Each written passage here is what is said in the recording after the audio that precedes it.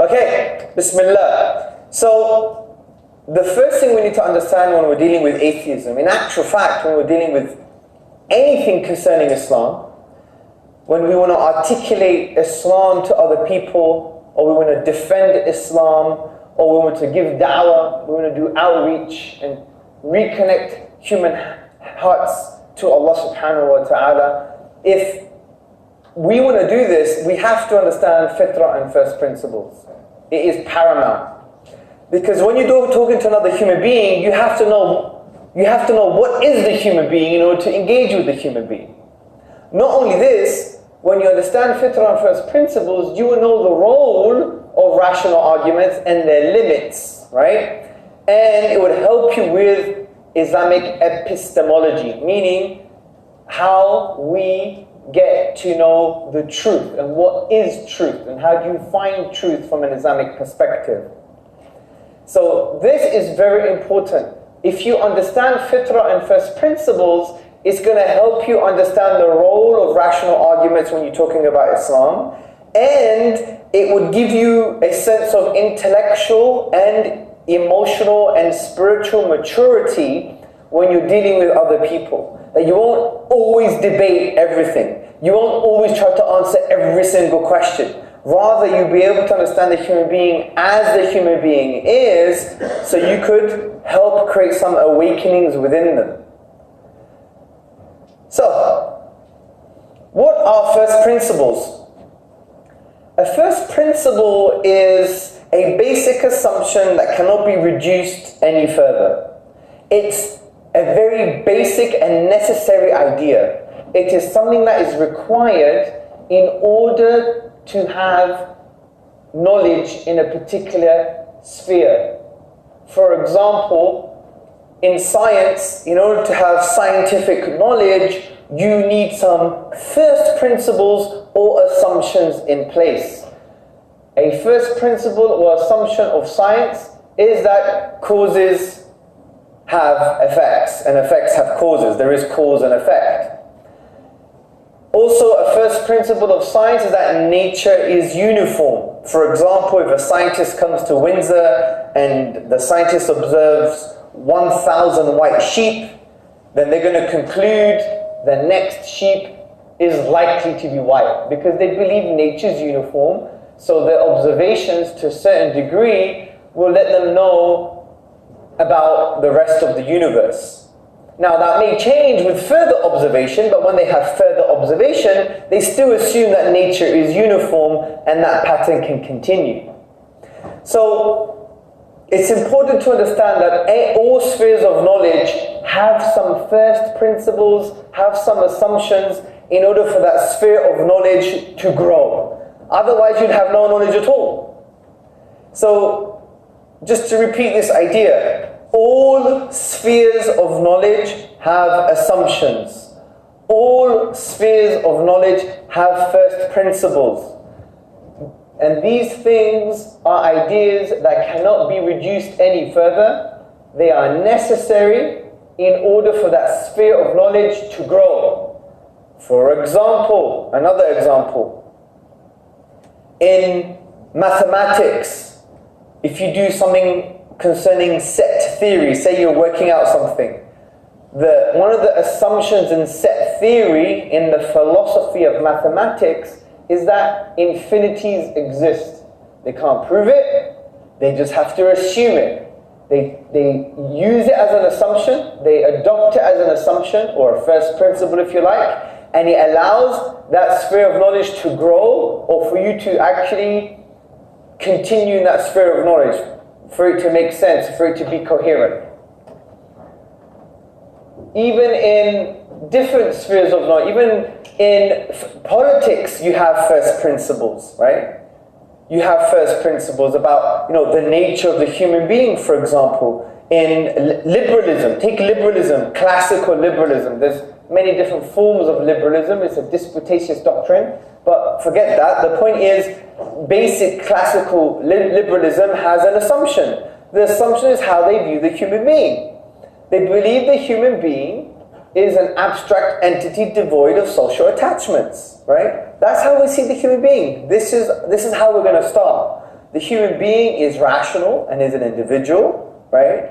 And he is an entity that doesn't have any social obligations or attachments per se. That's an old kind of classical liberal understanding. The feminist philosopher Marilyn Friedman, that's what she says. She says individualism, which is the basis of liberalism, is the view that the human being is an abstract entity devoid of any social attachments. Point here is everything has first principles, all right? Let's go back to another first principle in science. Like, science also requires that you have external causal connections in the world. Science works only if the world is real, right? But you can't really prove the world is real, even if you touch it and feel it. You know, it could be that my brain is in Mars, and there's an alien with metal probes in my brain, and my brain is just in a vat, yeah? And it's making me think and feel what I'm thinking and feeling right now. I'm not saying that's the case, but I'm saying you have to start somewhere. You have to have first principles. And this is in every sphere of knowledge. And the idea of first principles is something that is discussed within metaphysics, okay? Metaphysics is a very interesting branch of philosophy. And this is a really, really good definition of metaphysics that includes first principles. This was taken from the essay, Is the Matter of Metaphysics Immaterial? So the author says, ultimately then, metaphysics reveals a method of analysis to understand problems from first principles, and then allows the challenges that those problems present to be addressed at their causative levels, at the hidden roots, not just the visible branches. In this way, metaphysics precedes method. So as I said, you don't have to understand that quote, by the way, so don't worry, okay? The point here is, understand the concept. Every sphere of knowledge has assumptions. Every sphere of knowledge has first principles. That's it. So everything I've said in the past 10 minutes can be summarized in that sentence, okay? Every sphere of knowledge has assumptions. Every sphere of knowledge has first principles that are necessary to adopt, even though you can't prove, in order for you to grow in that sphere of knowledge, in order for that sphere of knowledge to progress and grow.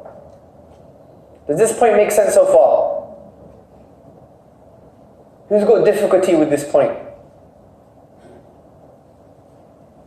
Now this point is going to be a key that's going to unlock so many different things for you, right? Because when you receive questions from people now, you won't always address their questions because you know that their question also has an assumption. Their question also has an assumption. So this idea of assumptions and first principles, when you exercise it properly, will basically give you the tools to address people in a very profound way. For example, one question that you can get, and if you use first principles it could really help you, is that, you know, I know human beings are here to be tested, but I wasn't given consent to be tested. So it's unfair. Some people try and answer the question with philosophical, theological gymnastics, right? But you can't answer the question, because if you start to answer it, you've assumed or they've assumed. So what's the assumption of the question? Let's see if you could exercise your minds here. So someone says, hey, God is unfair. Fine, I'm here to be tested, but I wasn't given consent to be tested. Yes, sir? Yeah, someone is worthy of consent. Good. So you're getting there. So you're saying the assumption is that I should be given consent. Okay. So you're saying we don't need consent, or Allah is under no moral obligation to give you consent. Correct. But why? What's our metaphysic? What's our first principle? Yes? Because Allah is the creator and we are the creation. Absolutely. Allah is the creator, we're the creations. Allah owns us. He's under no moral obligation to give you consent because He owns you. The question assumes that you have self-ownership, right? But you don't. Allah owns you, right? So the question doesn't even apply. Consent for what? if I'm playing with my Lego toys and I'm building a castle, or say I build a robot, do I now have to say to the robot, hey robot, can I ask you permission to give you another leg, right? No, it's my robot. I put it together, I could dismantle it, I could do what I want, right? So from this point of view, Allah is under no moral obligation to give us consent to send us on earth in order for us to be tested, right? And also, we don't own ourselves. That's our metaphysics, that's our first principle. Now some people would have just answered the question by adopting their assumption, and we do that sometimes. Yeah, of course, I'm an individual, I have self-ownership, I am free, right? And you have this kind of different understanding, an understanding that's not in line with the Islamic tradition. So you see how you exercise these ideas by going straight to the assumption. Good. So, let's just exercise again this idea of first principles. So, science has first principles. One of them is there are external causal connections that effects have causes. Okay? So, if you didn't have this assumption, then science wouldn't really make any sense. Because when you observe things happening, you couldn't rationalize. When you observe things happening, you couldn't make connections between those two things. You'd be like, well, science wouldn't make any sense to you because you couldn't make connections between things. As I said, another assumption of science is the uniformity of nature, right? If we've observed gravity in the solar system, for example, we make an assumption that nature is uniform and we say gravity exists throughout the whole universe. But we haven't observed the whole universe, right? Because we have an assumption which is nature is uniform. As Professor Nicholas Maxwell, he says, modern science presupposes, which means has an assumption, that there exists some kind of unified pattern running through all natural phenomena. It being a basic aim of physics to articulate this pattern as a testable, comprehensive, unified theory. Even a specific field of knowledge within science, neuroscience, also has assumptions. One of the assumptions of neuroscience is that the brain can be reduced to physical processes. That's an assumption. Sorry, consciousness can be reduced to physical processes. That what happens in the brain is identical to consciousness, and specifically in a subjective conscious state. That's an assumption. That can't be proven because because neuroscience is a science of correlations. They see some patterns in the brain and they correlate it to conscious activity. It's just a correlation. You can't prove it's identical just by looking at correlations. But they have this as an assumption, okay? And that assumption is a philosophical one that needs philosophy. It doesn't need more science, because your science is actually assuming that thing that you think the thing that requires discussion, right? So take, for example, inner subjective conscious states. When I'm drinking some water, I have an inner subjective conscious experience, okay? Now that inner subjective conscious experience correlates with something happening in my brain. But is my inner subjective conscious experience identical to what's happening in my brain? No. To claim such a thing, you need to have an assumption in philosophy. Maybe you are a physicalist. You believe that consciousness can be reduced to or is identical to happenings in the brain. But that can't be proven. All you can prove is, when I have a conscious experience, this happens in my brain. It doesn't prove that they're the same. Or it doesn't prove that it can only be reduced to physical processes. So neuroscience has a hell of a lot of assumptions. Well, has assumptions. And even neuroscientists themselves and philosophers, they say that neuroscience has assumptions. And you can read these quotes for yourself. For example, Manzotti and Moderato, they say that neurosciences are not metaphysically innocent. They say that empirical data needs to be interpreted from the perspective of some premise. Rex Wilson, he also says that an assumption of neuroscience, that inner subjective conscious experience, can be reduced to neurobiology. That's an assumption. And then they use it, they adopt that assumption in order for them to continue and grow in that sphere of knowledge.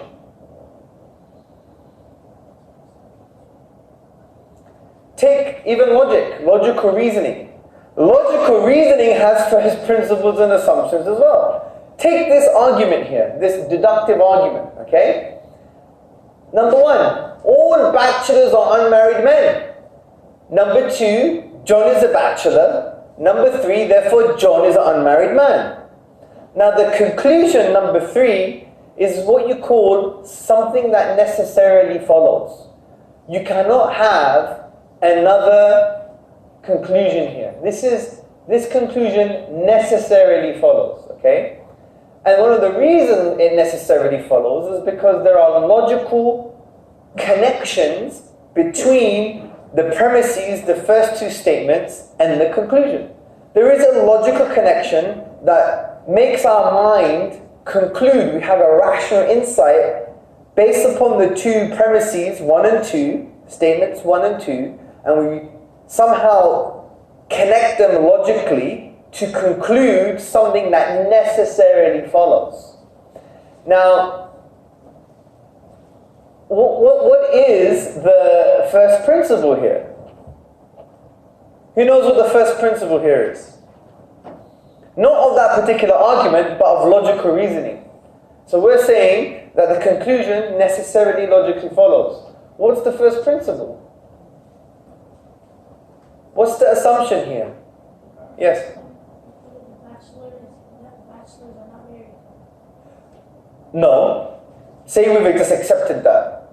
But you're right, we've assumed that but it's not really an assumption because by definition, bachelors, that's how we define it, are unmarried men, right?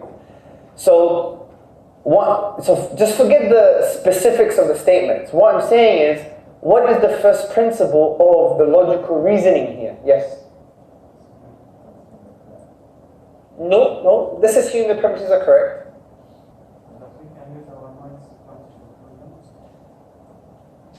Yes, you're right. That's one. That's not what I intended here, but that's true. So the brother is saying one first principle is that actually we can use our minds to come to logical conclusions, right? We have to assume that in some way. After all, we could have minds that cannot acquire truth. Maybe we've evolved just to do mistakes and to have an illusion of, being able to do logic. Maybe this is not logical at all in the sense that it's a representation of some kind of truth. But I'm looking for something different here. Yes? No. Forget the content of the premises. Think about the logical connections here. Yes? Yeah, absolutely. So the conclusion necessarily follows in a deductive argument. Why does it necessarily follow? Who can answer that question? We've assumed that's what deductive arguments do, right? Conclusions necessarily follow, right? But why should it necessarily follow? Yes? No, nothing to do with observation. You could change the statements there and put things that you've never observed. You could say, all x's are y's, right? A is an x, therefore A is a y.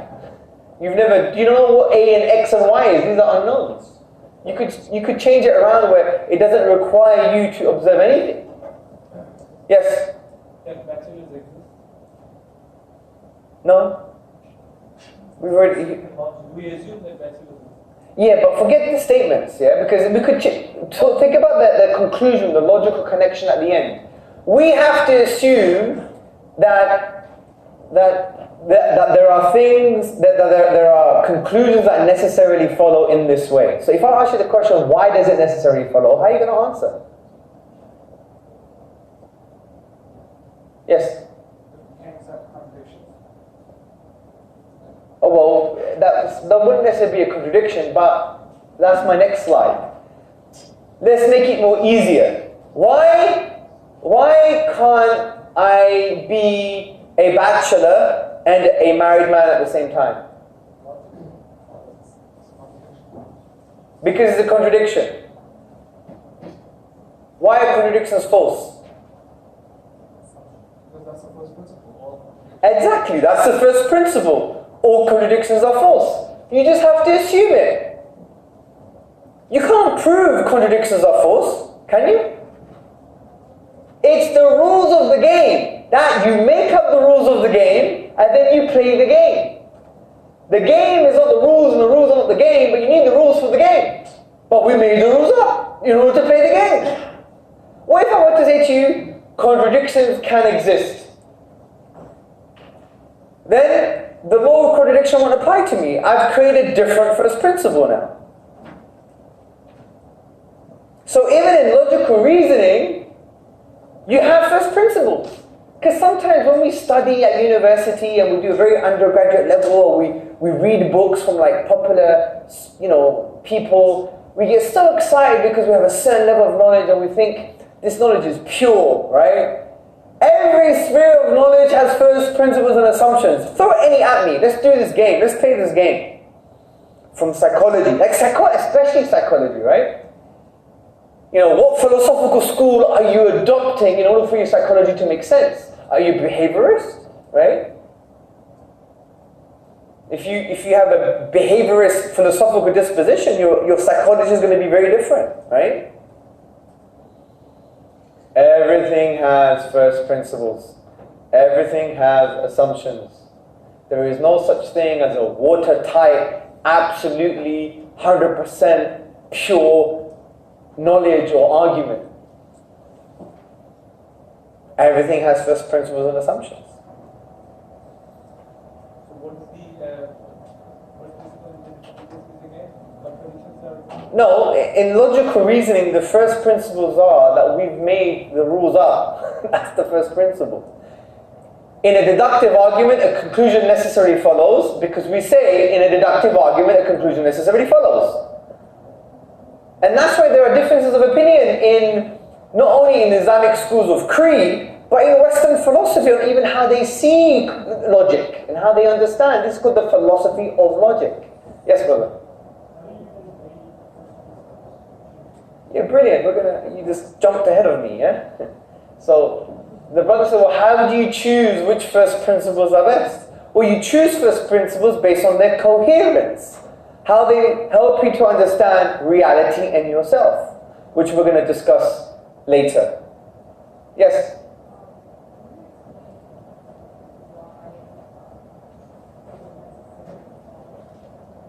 No, I can't explain why.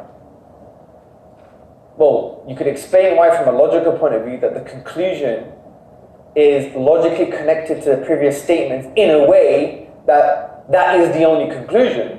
But to say, well, why is that the case? Well, we don't know. We just made it. It's a rule that we made up.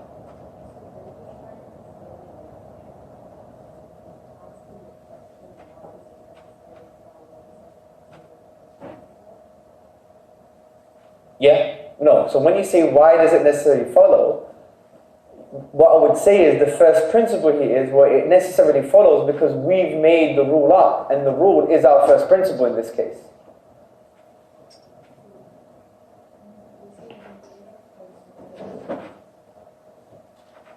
You need to speak louder, I can't hear you.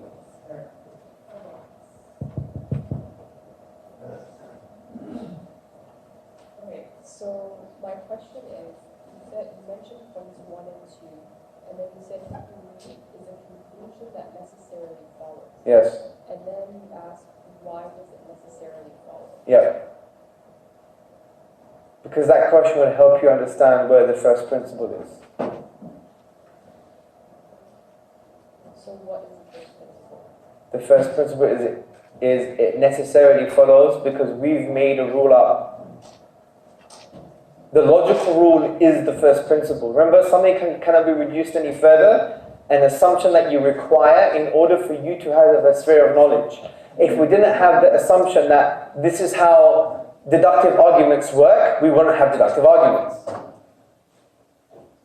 So the reason it necessarily follows is because,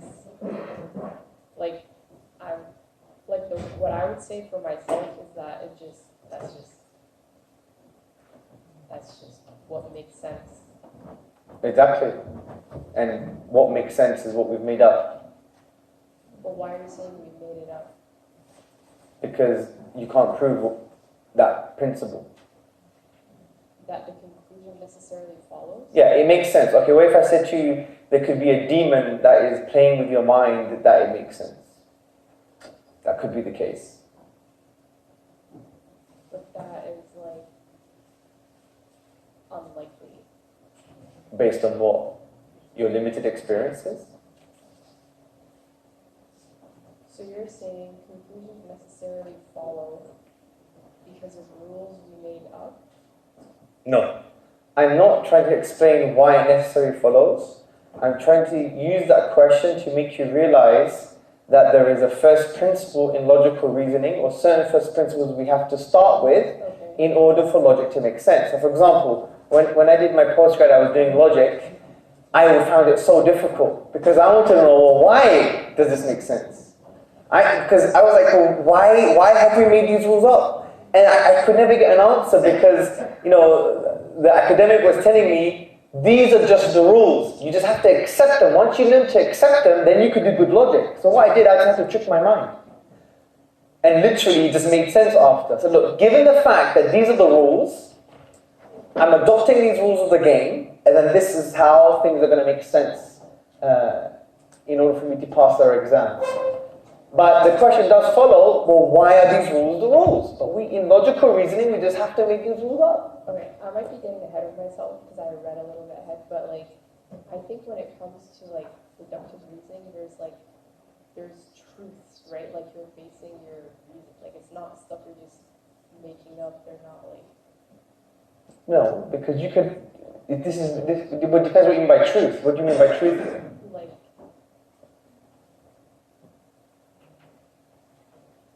Okay, so what I mean is that you're not making stuff up. You're basing it on something outside of yourself. Yes, which also has first principles. The first principle is that there are things outside of yourself.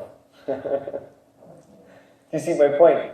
And you can't even prove that there are things outside of yourself. By the way, I'm not saying that you have to now believe that everything exists in the brain and there's no real world. I'm not suggesting that.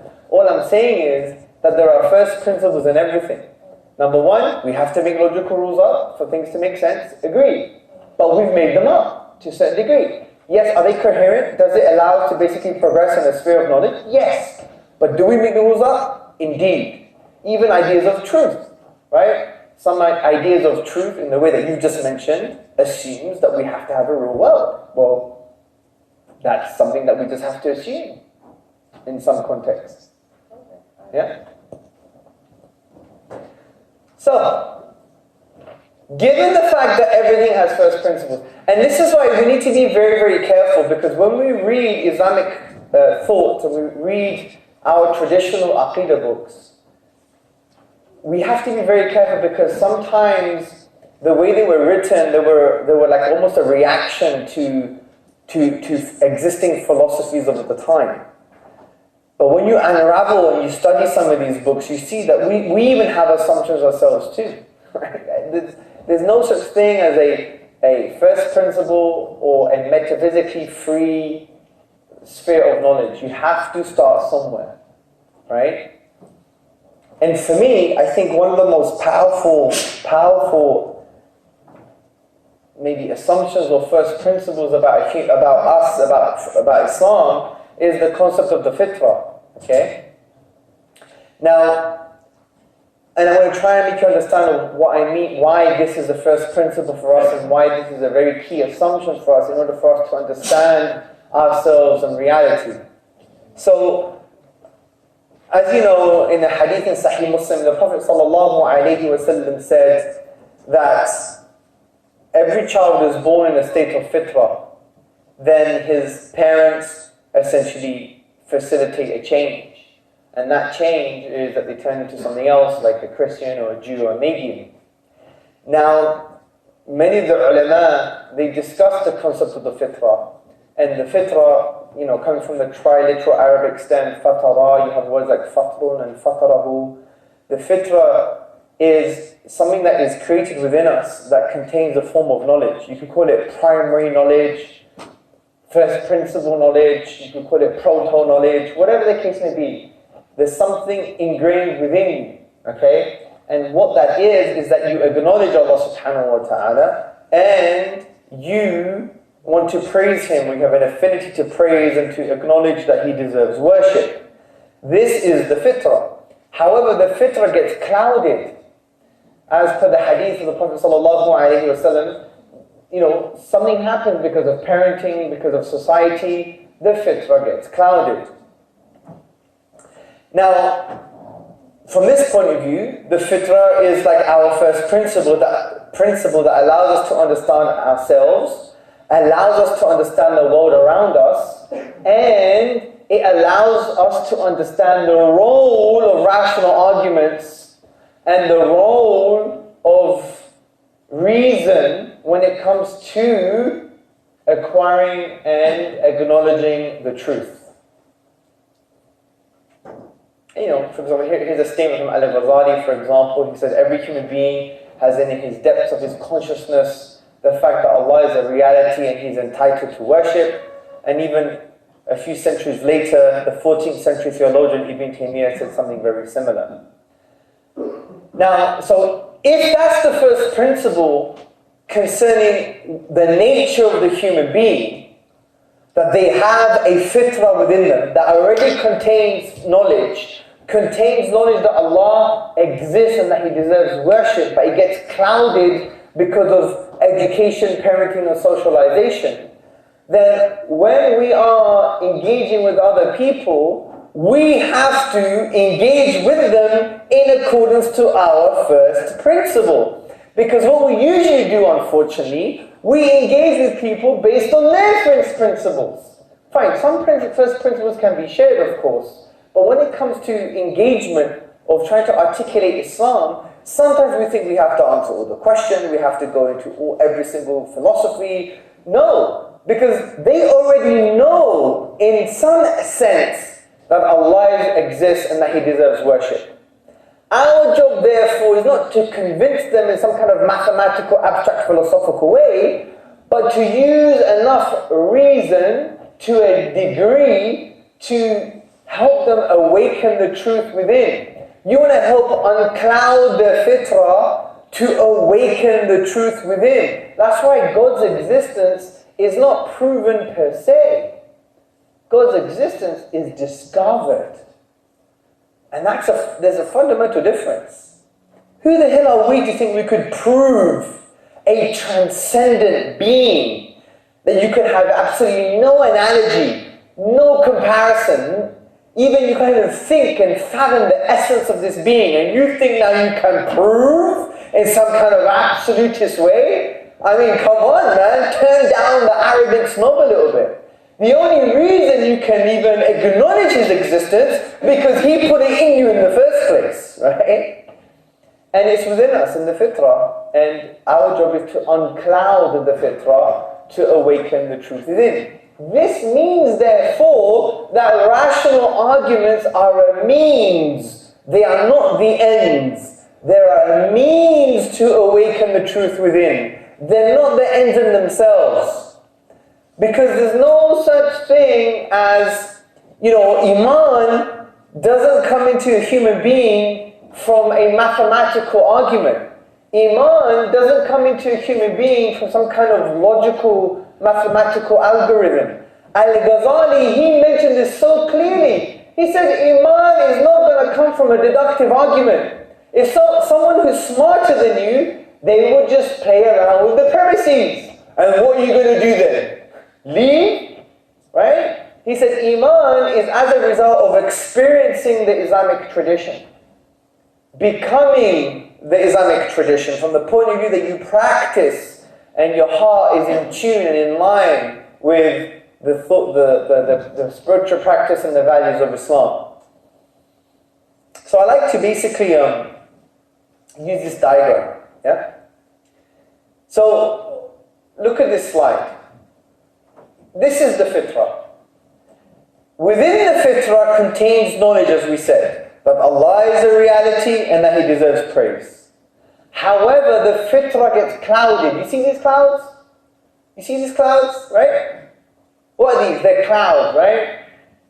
And this is echoing the hadith of the Prophet ﷺ. It gets clouded because of parenting and education and society and whatever the case may be. The question here now is, what unclouds the fitrah?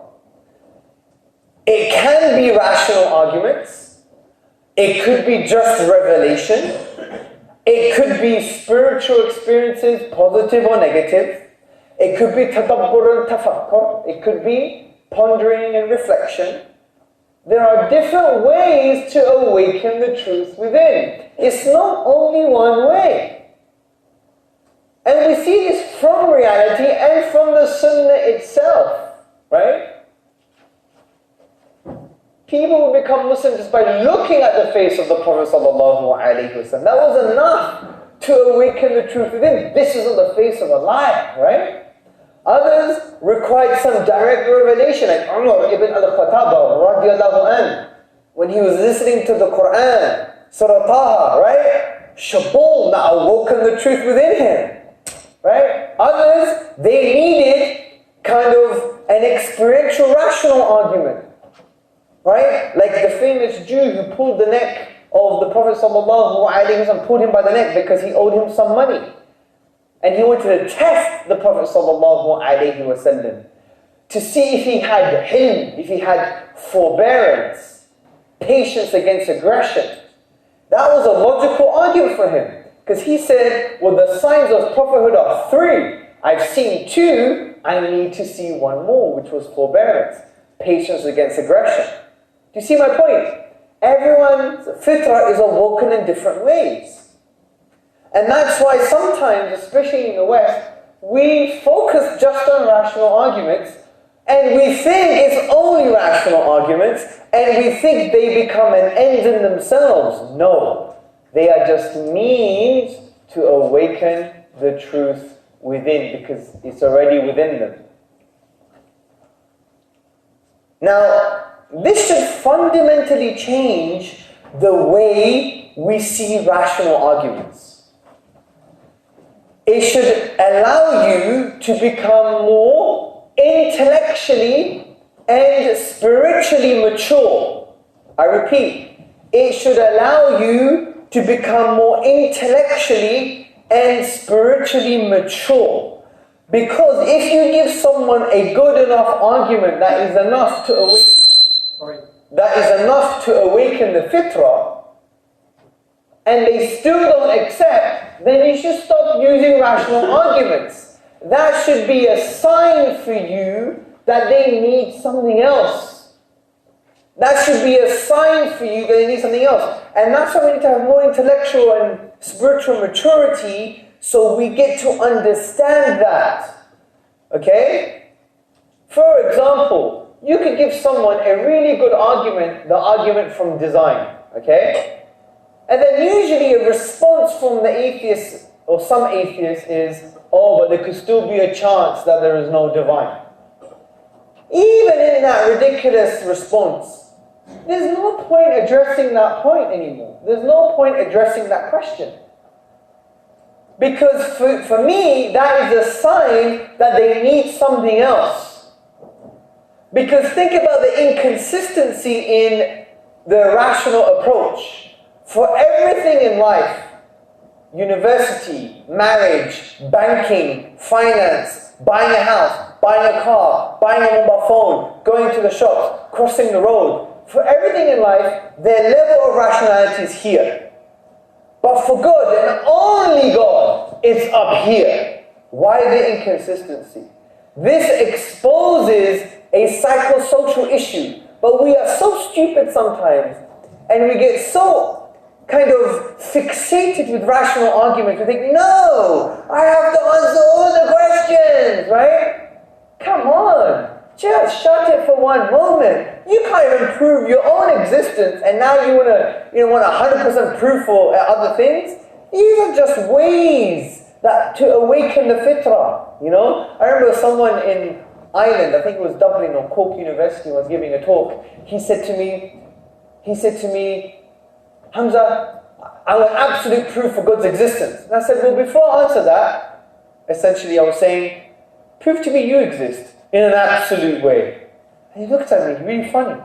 I said, how do you know you're just not on Mars? And this is the sort of big illusion in your brain.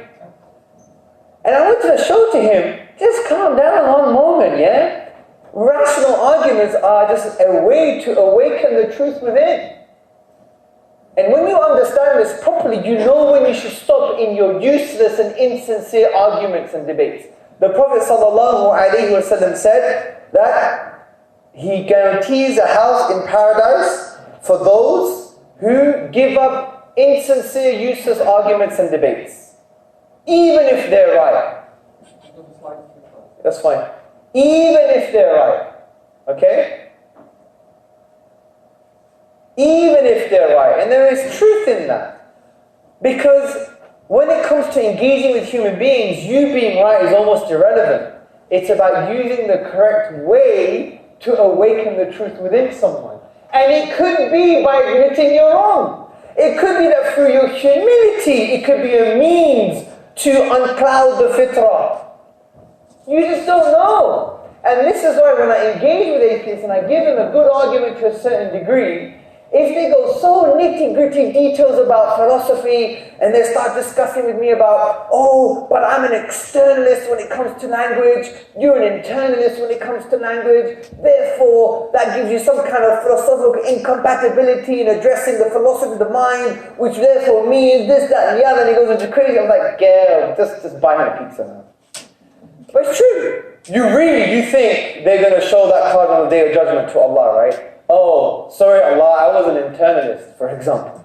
No, not that that has anything to do with God's existence, but I'm just giving an example. For example, this was a true story. I think I was at Southampton University in the UK, and someone came up to me and he said, oh, I'm Pakistani, but I'm an atheist, and, you know, I don't believe in God kind of thing because outside of the universe there's no causality, which is not true, but that's what he said. There's no causality, therefore you can't claim there is a cause for the universe. And I was like, I know the answer to that question. I actually know the answer to that question, but I was like, okay, what do you mean by cause? Well, and I said, which of the differing interpretations of that word are you going to be using in a philosophical sense? He didn't answer the question. I said, isn't it interesting that you don't really know the meaning of the word that you used, that you've put in a sentence, to formulate an argument against God's existence? What does that say about your psychosocial state? It's got nothing to do with the argument. And that's why this idea gives you emotional and intellectual spiritual maturity that you don't have to respond. I could have responded, I could have answered the question, but I sensed that he needed something else. So I chilled out with him, I sat down, and he was talking to me about his parents. And about, he never really connected with Allah before in terms of salah, I wasn't really praying. That was his problem. Not some kind of argument about cause and effect that he has no idea about. Do you see my point? Are you getting this point now? It's to make us more spiritually, intellectually mature, because we know what our first principle is, which we believe to be true, that makes sense of ourselves and of reality.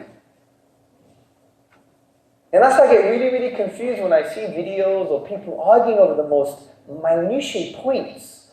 I'm like, do you think that really is a barrier to someone's iman at this stage? You've given them enough. Change strategy. Maybe they need spiritual experiences. Even me, right? When I became Muslim 16 years ago, yes, there was some rational stuff, but that wasn't enough. The rational stuff was not enough to awaken the truth within. What was enough is I went on Thursday to the markas with the Tablighi brothers as a non-Muslim, and I sat with hundreds of Tablighi brothers, and I had my head on the ground and I learned how to pray and I was asking Allah for guidance. That's what worked. Do you see my point? Not just some abstract rational argument. It's a bakwas, as they say. Yeah? It's a lot of rubbish. But this is why we need to reclaim this intellectual spiritual maturity back into our lives. And the reason we haven't, because we have an inferiority complex. Why? Because, we have a post-colonial crisis going on. We still have to, solve that big trauma that we've experienced as a collective community for the past 100 years. But come on, we need to not despair. Allah is with us. لا تحزن, right? إن الله معنا. Allah is with us. So don't worry. And it's also because we haven't even understood the Western tradition properly. Don't get me wrong, there are overlaps as well. But the point is we see things from a very shallow point of view. We haven't even really understood this idea of first principles even. And it exists in every sphere of knowledge. So let me try and give you another example from my experiences concerning first principles and fitrah.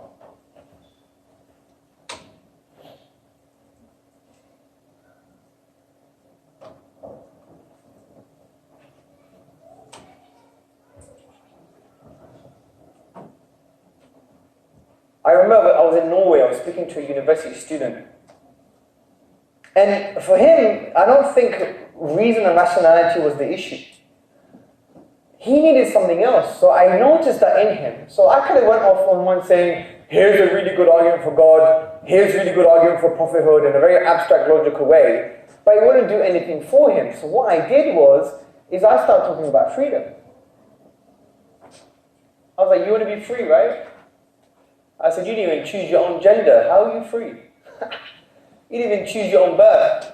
You didn't choose your name. You didn't choose your DNA. You didn't choose your parents. You didn't choose your siblings. You didn't choose the socio-economic circumstances in which you were brought up. You didn't choose your first teacher. And you think you're absolutely free? Are you crazy?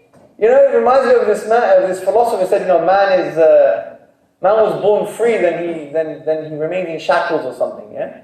Like, you're shackled to everything. You're shackled to your own sense of self, you're shackled to your ego, you're shackled to your parenting, your limited experiences, your limited ideas, you're shackled to everything. But what frees you is when you break those shackles and you enslave yourself to the one who created you, because he knows you better than you know yourself. And that's true freedom, I said. And Allah says in the Quran that consider the situation of two people. One man is a slave to many masters and they're all quarreling. And another man is a slave to one master. Whose condition's best? To become a free slave, right? Because if you don't worship your one true master Allah, you become a slave to so many different slave masters. As Iqbal, the poet, said, this one sajda you find so difficult frees you from 1,000 sajdas, right? Hi. Allahu Akbar. Subhanallah, right? But you get my point. And then he came the next day in the conference and he said to me, Hamza, I want to be free. Ashhadu. And then he continued and he became Muslim, right? So he needed something fundamentally different. He needed something that would change his state of being, right? Not just a state of abstract knowing. So this is just another example. There are different ways to awaken the truth within. This doesn't mean we don't have good arguments. No, we have good arguments. But the rest of the next few days, today and tomorrow, will only make sense if you understand that all spheres of knowledge have first principles that can't be proven, but they are required in order for that sphere of knowledge to grow, and that we have our own first principle concerning the self, that we have a fitrah, with knowledge within the fitrah that Allah is in reality, He deserves praise, but it gets clouded, and our job is to uncloud the fitrah, and the way to do that is not only using rational arguments, and if we do use rational arguments, there is a level and a limit, and rational arguments become means and not ends. Any questions until we move on to the next section? Yes, sir. Is it possible that some principles might be wrong? Yes, of course. So then are those principles how do you know exactly wrong? Okay, good question. So the brother is saying, can first principles be wrong? Maybe. And he said, well, if that's the case, how do we know our first principle is not wrong? Well, judging first principles in terms of truth value is not the best way forward, because in order to have truth, you still need to have first principles. Right? That's the irony. So the idea of saying, oh, is this first principle true? using that type of language is unhelpful because you need a first principle to have any truth. So it's indispensable, bro, right? It's indispensable. Therefore, what I would say is, instead of using the word truth in that sense, I would say, which first principle best explains ourselves and reality? Which first principle is more coherent? That's the point. And I would argue the fitrah is the first principle that makes sense of reality. So saying, oh, we have to prove our first principles is neither here or there, because you need first principles to have proof in the first place. So in a way, that question doesn't even apply to a certain degree. But yes, are some first principles better than others? Absolutely. Like if you compare the first principle of the fitrah with, for example, philosophical naturalism, which believes there is no divine, no supernatural, everything can be explained by physical processes. Well, if that's the case, which one best explains reality? I would say, well, the fitrah does, because we accept that things do have physical processes, but we also accept other fundamental truths about the human being, that some things can't be reduced to physical stuff, can't be explained to physical processes alone. So you can compare first principles too, absolutely. Yes, sir. So the way people fit on, do you sometimes do more than one way? Allahu Akbar. How old are you? Oh, no, I'm blessed. So, go on, say it again. To awaken the fitrah, do you need sometimes more than one way? Absolutely. You're right. You could combine all three, all four, all five. Where's your father? Kiss his forehead for me. MashaAllah, you've done a good job. May Allah bless you. Have mercy on your family. So, our young brother is saying, can you use more than one way to awaken the fitrah? Absolutely. And this is why the importance of akhlaq and adab and being a good human being and having good interactions with people is very important, because that alone can also help awaken the fitrah. Now, if you combine it with a good rational argument and you combine it with creating awakenings with people so they can have positive experiences and understand their experiences in life in a profound way, if you could do that all together, then you've got a recipe for something very powerful here. This is why someone could say the same thing. It could be two people saying exactly the same thing, but we get guided from one person and not another person. It's because they said it, and their interaction, and what was in the heart, and their sincerity, and their ikhlas, and their humility, right? So you're right. It could be more than one way. Like for me, when I became Muslim, I needed a bit of rational arguments, I needed a bit of reflection, introspection, and a bit of experience. For example, for me, the rational arguments was contingency, the argument from contingency for God's existence. So I had that. Then it was the inimitability of the Quran, the ijaz of the Quran. Okay, I had that. But it wasn't enough. So then what I started reflecting on death, which helped me internalize some of the rational arguments that there's something important about them because they have life and death implications. But that still wasn't enough. Then I started learning how to pray and do wudu. And in sajda, I remember my friend told me that when you're in sajda, you're closer to your God, to your Lord, so speak to Him. So when I did that, then shabon, the recipe was there, right? So I needed at least 3 of them. Some people just need 1, some people need 5. Some people, unfortunately, are so, so arrogant that nothing would work. And this leads to the point about Allah subhanahu wa ta'ala. Allah says no one can guide except Him, and no one can misguide except Him, right? And His guidance is not based on a mathematical formula. 1 + 1 is 2.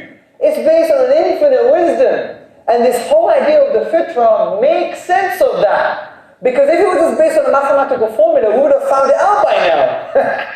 But it's not true, it's not the case. Any other questions? I'm telling you, brothers and sisters, this is so important because it becomes the lenses in which you need to put on your eyes in order to understand yourself, other people, the dawah, this course, the rational arguments that we're going to learn, because they are all context. They're all based upon what we've just mentioned today about the first principle. Yes? I have a friend, actually a co-worker. He came from a Hindu background, and he's in the state between Hinduism and Islam. He believes in Allah, he believes in God, but he still believes some of the Hinduism tradition, Okay. and gods and all this. And sometimes when I talk to him, I think, tomorrow he'll become a Muslim. And a week later, he comes with all these crazy arguments. Like for example, if God creates everything good, why did he create diseases and all this kind of stuff? So, what's your advice? How do I approach him in a way that effective and kind of polite? Because I don't want I don't know. kids I don't know for now. I don't know. Wait until the end of tomorrow. Alright? Because I don't know the person. And what you've told me is not enough for me to tell you how to engage with them. So hopefully you'll be able to answer that question yourself by the end of tomorrow. I could give you a fake answer if you want one. But it won't be rude because I don't know who I'm talking to. That's why it's very important when you're talking to people, you treat them as the individual, not as someone, not as an entity that you've judged. Because sometimes, like you've said, he's not really Hindu, but he believes in Islam and he's my co-worker. Now, based on my limited experiences, I'm going to make a judgment on him already. So what I'm going to do is give da'wah to the judgment, not give da'wah to the person. But the only way to give da'wah to the person, excuse me, is to get to know them and is to listen with the intention to understand. Yeah? So whatever I say won't be enough. Hopefully we'll give you the right tools in the next few days for you to basically answer that yourself, inshallah. Yeah? Yes? Everything has first principle, so this means that everything is relative. No, it doesn't. Why? Well, you tell me why. You made the statement, not me. The first principle. I can't prove your statement for you. You tell me. The first principle might be right or wrong or like true or false, right? That's what you mentioned. No, I didn't say that. I said everything requires first principle. It's like an assumption, right? Yeah, it's like an assumption. Yeah, it's so a necessary basically assumption. The assumption, it might be proven right or wrong. No, because things to be right or wrong require first principles. That's the point. So it's basically will return to the same thing, and then the rational argument will be relative as well. No. Why would it be relative? Because it's going to be based on an assumption, and this assumption. No, but all arguments are based on assumptions. And then? I don't know, you tell me. Okay, so you're saying things that have first principles mean that everything is relative. Yeah. That doesn't follow. How does that follow? I want to know why that, for you in your mind, that follows.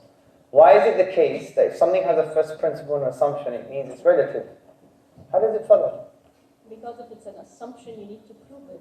If it's right or wrong, or like to reach the conclusion. So, but how does that make it relative?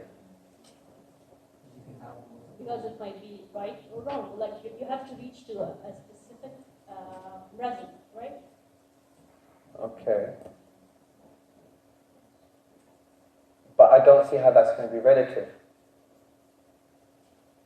For example, you mentioned behaviorist methods. Yes. Right? Some people will agree with it, others will have like a different method. Yes. That doesn't necessarily make it relative, though. I see what you're saying. People will only accept its truth if they accept my assumption. Agreed. That statement I agree with. But to say now it becomes relative, no. Because it could be coherent within its own assumption, and it could be the only possible conclusion based upon that assumption. For it to be relative is that there could be multiple conclusions based on the same assumption. There's a subtle difference, yeah? So you can have first principles and assumptions that their conclusions or the truth that arises from them is only one. That doesn't make it relative. It's relative in the sense that it's based on an assumption, but it's not relative in the sense that you can have more than one truth based on that assumption. That's the point. Okay? Yes, sir. Is it right to say that if the fitra gets unclouded, that's still not enough for somebody to become Muslim, because he can say, oh yeah, God is this, I need to be a good person, I'm not harming anybody, I'm honest, I don't have a lie, whatever it is. But like, how do you go from fitra being unclouded and then becoming Muslim? That's really more. Oh, I don't know, that's from Allah. But the point here is, if a fitra becomes unclouded, then that person will eventually become Muslim and know the truth. Because that's the whole point of the fitra, isn't it? So, once it's unclouded, what happens? This is beyond me and you anyway. This is Allah's job. Our job is to help uncloud. What happens after that is up to Allah subhanahu wa ta'ala. And there's no rational algorithm to show that. I can't give you a formula. Yeah. So back to the question of assumptions. So if you assume something that leads to contradictions, then that's a bad assumption. And if it, because you said it shouldn't lead to more than one truth, right? Is that what you meant? No, I said if something will be relative, if based on the same assumption, you can have more than one truth arising from it, or more than one conclusion. By relative. Okay, so so her question just made me question, because if you start questioning basic assumptions, that's an unsettling thing to do, So my question is how do you know what are good assumptions versus bad assumptions? For me, normally, you just look for contradictions. If there's a contradiction, that's a bad assumption. Or so how do you know what's a safe assumption and what's not? Well, the way to know what a good assumption is, or first principle is, because remember, we're not using assumption in the normal sense of the word, We're using assumption from the point of view that it cannot be reduced any further, that you require in order for that sphere of knowledge to progress, So we have to be clear in how we're using that term. So that type of first principle it would make sense if it's coherent, if it makes sense of yourself and reality.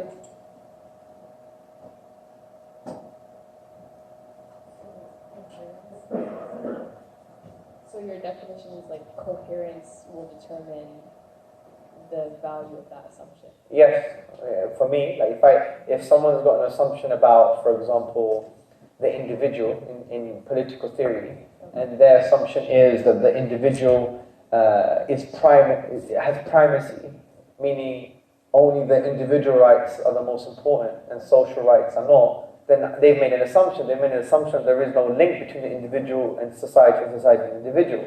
That I would say is incoherent, because reality tells us something totally different. Do you see my point? Yeah.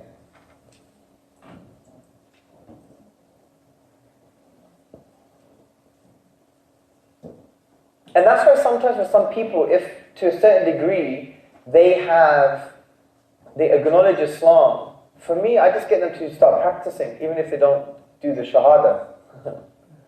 Honestly, they start practicing, because I think Salah itself has a way of awakening the truth within. Some people disagree. They say, well, they're getting no reward for it. Yeah, but I don't see Salah that way. Salah, yes, obviously has 50 ramifications, but there's something intrinsically powerful about the sajda.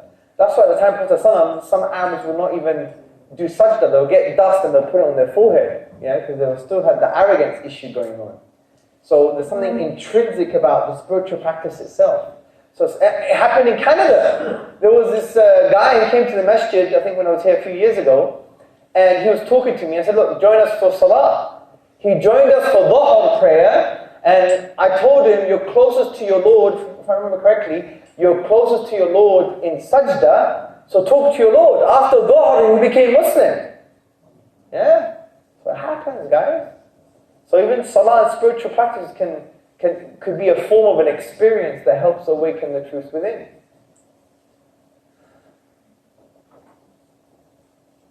Has everyone understood this point so far? But have you understood it from the perspective of now you know the limits to reason, you know the role of reason, that it is a means to awaken the truth within, and when you give people adequate evidence from what you consider to be adequate from a rational point of view, and then they have nitty-gritty philosophical questions, you don't need to answer them per se, because that becomes an indication of something else that's going on. It means that rationality is not going to be the thing that unclouds their fitrah. It will probably be something else. And that's why we have to become intellectually and spiritually mature to deal with these issues. And that's why sometimes when I deal with atheists, look, I'm going to be honest with you, I've done this for so long, I've gone back into academia, and I know how to be a very, very good atheist. Honestly. I feel sorry for the atheists. I could be much better atheist than them. I did it in Pakistan once, right? When I had to give a talk at Lums. And they didn't let me give a talk there, so we had to find another venue. And some of the students came, and they were a bit atheistic orientated, right? And one guy quoted Richard Dawkins' book. And I was like, you don't understand what Richard Dawkins said. Let me tell you what he really meant. Sit down. And I'll tell you what he meant. And then he stood up and I said, no, let me tell you the implications of it, and let me tell you the refutations. Listen, I'm a better atheist than you. Right? So the reason I'm saying this is because reason has a certain level, has a certain limit. And when you use enough rational arguments, and it still hasn't worked, then going beyond that is going to be irrelevant. You just need to shift your strategy. Other things may be able to awaken the truth within. Right? So, yes, sir. So our first principle is that the fitrah exists. Well, there's more than one first principle in Islam, obviously, but this is one of them in our context. Yeah. Okay, so how do we prove to somebody in a discussion that fitrah, what we've taken as a first principle, is a good enough first principle? You don't have to, because this is not an argument for you to use. If anyone, I hope it was clear enough to make people realize this is not an argument that you use with an atheist. This was a session to make you understand your own self, the human being, and how you could approach them in light of our Islamic principles and values and theology. You're not going to prove this to anybody, right? You don't have to. But now we've set the right framework or the right ground in order for us to walk on, so we could start now using these arguments in an effective way.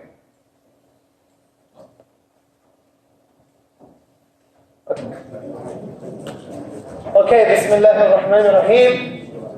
Right, so now we're going to be going through self-evident truths. Now, over the next few hours and hopefully by tomorrow, you'll understand why this workshop is structured in this way. Because we haven't started using any arguments for God's existence yet. We haven't used any arguments yet, but I'm giving you the correct framework, the right stepping stones in order for you to walk on, in order to reach a certain destination. So this workshop has been specifically structured in this specific way in order for you to have the right foundations and the conceptual tools in order for you to understand how to articulate a compassionate and intelligent case for Islam to our brothers and sisters in humanity. So, I want to talk about self-evident truths. And let me start with a story. Everybody loves stories, okay? So, David calls me. And I see on my phone that David is calling. Who is David? David is my old school friend. He is my old school friend that I used to sit next to when I was 10 years old. And we grew up together, and he used to ask me really, really funny questions. Okay? And some of these funny questions were so funny and weird that, sometimes a bit of a headache sitting next to him. But we're old now, I'm 38 years old now, and haven't heard from him for a long time. So, although initially I was reluctant to pick up the phone, I decide to pick up the phone. David, how's it going? Oh, Hamza, I'm fine. How long has it been? Over 10 years, we haven't heard from each other. You know what? I have something really important to share with you. Can you have lunch with me tomorrow at noon? And I'm like, oh man, lunch. Yeah, sure, I'll see you tomorrow. Whereabouts? Okay, I'll see you there tomorrow at noon. So fast forward a few hours or a day, and I meet him in the restaurant. We had a great time. We had our entrees, our hors d'oeuvres. We had the main meal. No problem. Everything was fine. Nothing to be afraid of. People change, 10-year-olds don't remain 10-year-olds forever. However, when the dessert came, then he decided to start being very weird like he used to be when he was 10 years old. And he said to me, Hamza, I need to tell you something. And there's me just about to put some of the cheesecake in my mouth. I'm like, what? He's like, Hamza, do you know the past never existed? What happened 5 minutes ago? What happened 5 days ago? What happened 5 weeks ago? What happened 5 years ago? What happened 5 decades ago? What happened 5 millennia ago? Never, ever happened. This universe was created 5 minutes ago with all the memories that you have in your brain to give you the illusion that you've been around for a while. So, I'm going to continue the story with 2 endings. Ending number 1. I say, really, David? Oh my God, I need to prove to you why the past is actually real. I need to show to you that we have calendars, it makes sense of our memories, it makes sense of our psychological appreciation of the temporal depth and time. I need to show you some of my diaries and old pictures, just to prove to you the past was real. So that's the first ending. Second ending, alternative ending. Really, David? What evidence do you have to make such a claim? End of story. Which ending is more rational? Number 1 or number 2? Can't hear you. Can't hear you. Ending number 2 is the most rational. Limada? Why? Why? Why is it most rational? Because the person making the claim needs to. Absolutely! The person is making a claim and the onus of proof is on him. But it's not that simple. His claim is challenging a self-evident truth. Now, it doesn't mean self-evident truths are always going to be true. They may change in the future. That's not the point. But if you challenge a self-evident truth, the onus of proof is on you. Correct? So, where am I going with this? I'm going to try and show to you that the basic idea of a creator is self-evidently true. If it's self-evidently true, then when an atheist says, does God exist? You need to not always have to answer the question.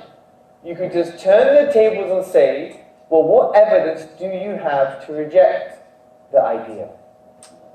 This is very Quranic.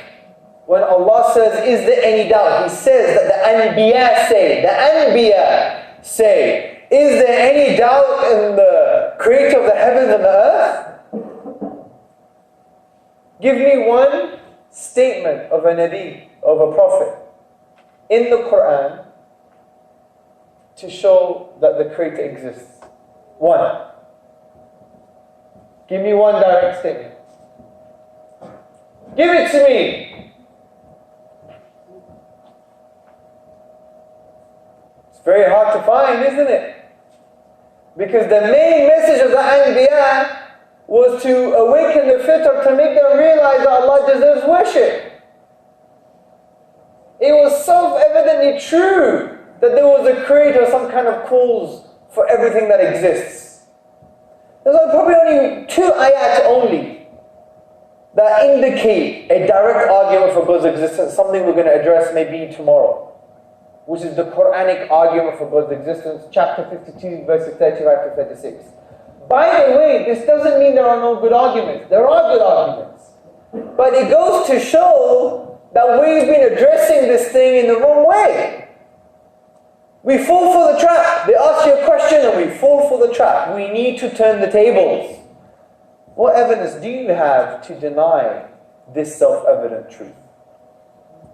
So let me discuss this with you. So a self-evident truth is a truth that is true by default. It's true by default. Now, it doesn't mean it may not change. It may change. We may have evidence accumulated, and in the future we may go against a self-evident truth. But if something is considered true by default, then when someone tries to challenge it, the onus of proof is on them. So, here are some examples of self-evident truth. The reality of the past. The very fact that we believe the past was once the present is a self-evident truth. We can't really prove it per se, but it's self-evidently true because it makes sense of our experiences, it makes sense of our timeline on Facebook, it makes sense of our memories, it makes sense of our psychological appreciation of the passing of time, it makes sense of our history books, it makes sense of science, it makes sense of so many different things. Can we prove it absolutely? No. It could be that the universe was created 5 minutes ago with all of these memories and all of these photographs and all of these X, Y, and Z, right? Absolutely. But it's true by default because it makes sense of all of these things. If someone challenges the idea that the past once didn't, that the past existed, then they have to shoulder the burden of proof. Another idea of a self-evident truth is that we have rational minds. That we can use our minds and we can acquire and find the truth. This is self-evidently true. Could it be that we don't have rational minds? Yes. And there are some philosophers who argue this. In the philosophy of psychology, you have some philosophers that say, we don't have rational minds. I remember we were discussing this. Because if we were evolved as a result of natural selection or the Darwinian mechanism, then it's not necessarily true that we have rational minds. Why would it be necessarily true? Because evolution doesn't give a damn about truth. Evolution only gives a damn about survival. And it could be that our survival was as a result of false beliefs and not true beliefs. For example, we could have been jungle people in the jungle, and we could have said, all fungi are poisonous. All fungi are poisonous. Is it true all fungi are poisonous? No. But having that false belief leads to survival. Do you see the point? It could be that, and that's why Darwin was in doubt. He wrote this in a letter to one of his friends. He was like, are there any convictions in a monkey's mind? If there are any convictions in such a mind, right? He was in doubt about truth itself and about the fact that we could even have convictions, because maybe it's just an illusion. Maybe what we think is true has come from false beliefs in the past, and we've evolved as a result of false beliefs. Anyway, don't get depressed about this. The point is, there are self-evident truths, like the reality of the past. The past was once the present.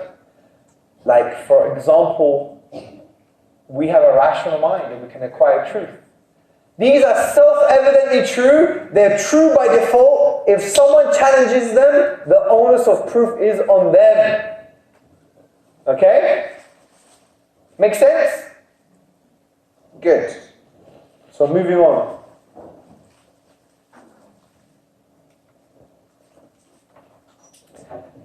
What's very interesting is that self-evident truths have some characteristics. Now, I don't want you to confuse this with criteria. Because if you need criteria for self-evident truth, then they don't become self-evident truth anymore. Right? They don't become self-evidently true. But these are features or characteristics of self-evident truths. Characteristic number one. The self-evident truth must be universal. What do we mean by universal? We do not mean that everyone has to agree. No. What we mean is that it's not the product of a specific social circumstance. So when we say this self-evident truth has to be universal, we're saying it is not the product of a specific social circumstance. I repeat, it is not the product of a specific social circumstance or reality. It doesn't mean that everyone has to agree. It doesn't mean that there must be a majority. It just means that it doesn't come from a specific social condition. For example, if only one village in Nigeria believed that the past was once real, then you couldn't consider it as universal. So it has to be universal. The next one, which is the most important one, is a characteristic of a self-evident truth, is that it is untaught. Untaught. What does this mean?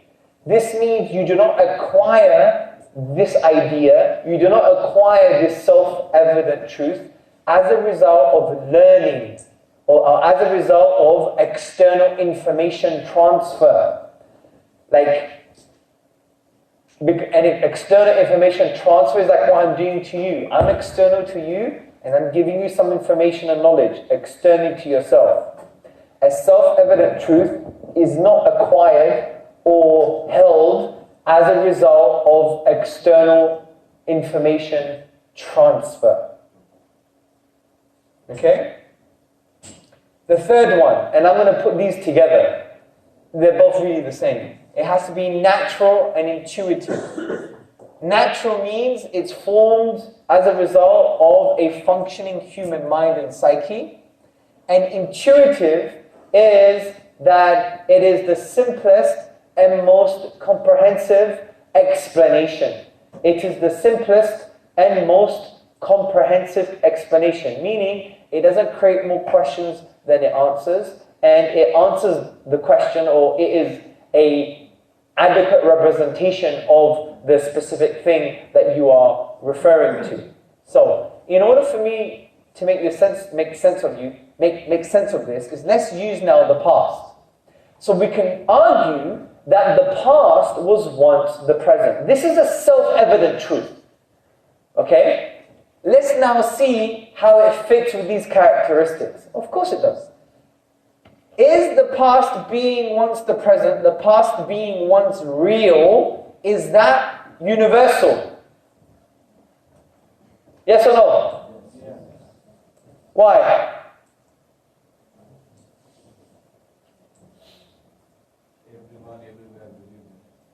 Basically, most people, it doesn't have to be everyone, but the idea that the past was once the present is not a result of a specific social condition. You have people coming up with this idea instantaneously and simultaneously, like the Chinese and the English and everybody else, right? Make sense? Good. Right. And it doesn't have to be a consensus. Is the idea of the past once being the present untaught? Is it untaught? How? Because you don't learn in school, in kindergarten, or in primary school and high school, your teachers don't say to you, Hamza, Aisha, Fatima, the past was once real, right? You don't learn this. You don't learn the past was once real. You learn this via your own introspection. This is actually a source of knowledge. In Western epistemology, in philosophy, you have sources of knowledge. One of the sources of knowledge includes introspection. I repeat, it includes introspection. This is one of the sources of knowledge in Western epistemology, okay? So, when we're saying a characteristic of a self-evident truth is untaught, we're saying there is no external information transfer. You acquire this self-evident truth via your own introspection. Good. Finally, the past once being the present, the past was once real. Is this natural and intuitive? Yes, because this self-evident truth is the product of a normal functioning human mind and psyche, and also believing and agreeing that the past was once the present, the past was once real, believing that is so that being self-evidently true makes sense because it's the most simple and comprehensive explanation of our reality. It's simple by virtue of it being simple that you're saying the past was real, and it's comprehensive, which means it doesn't create more questions than it answers. It answers most of the questions. For example, if we were to say that the past wasn't real, right, it's a simple explanation, but it's not comprehensive because you have so many questions you need to answer now. Well, how does that idea make sense of my past experiences? How does that idea make sense of human history? How does that idea make sense of my psychological appreciation of temporal depth, of time? How does that idea explain X, Y, and Z? Do you see the point here? It's not comprehensive, so you can't say it's an intuitive idea. It doesn't have the intuitive characteristic. So we've discussed what self-evident truths are. They don't have to be absolutely true, they may change, but they're true by default. If they're true by default, then the one who's challenging them, the onus of proof is on them. Self-evident truths do not have criteria, but they have characteristics.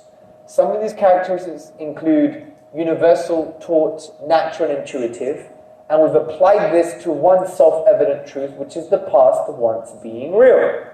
Now, let's apply this to Allah, to God. Now, what do we mean by God here?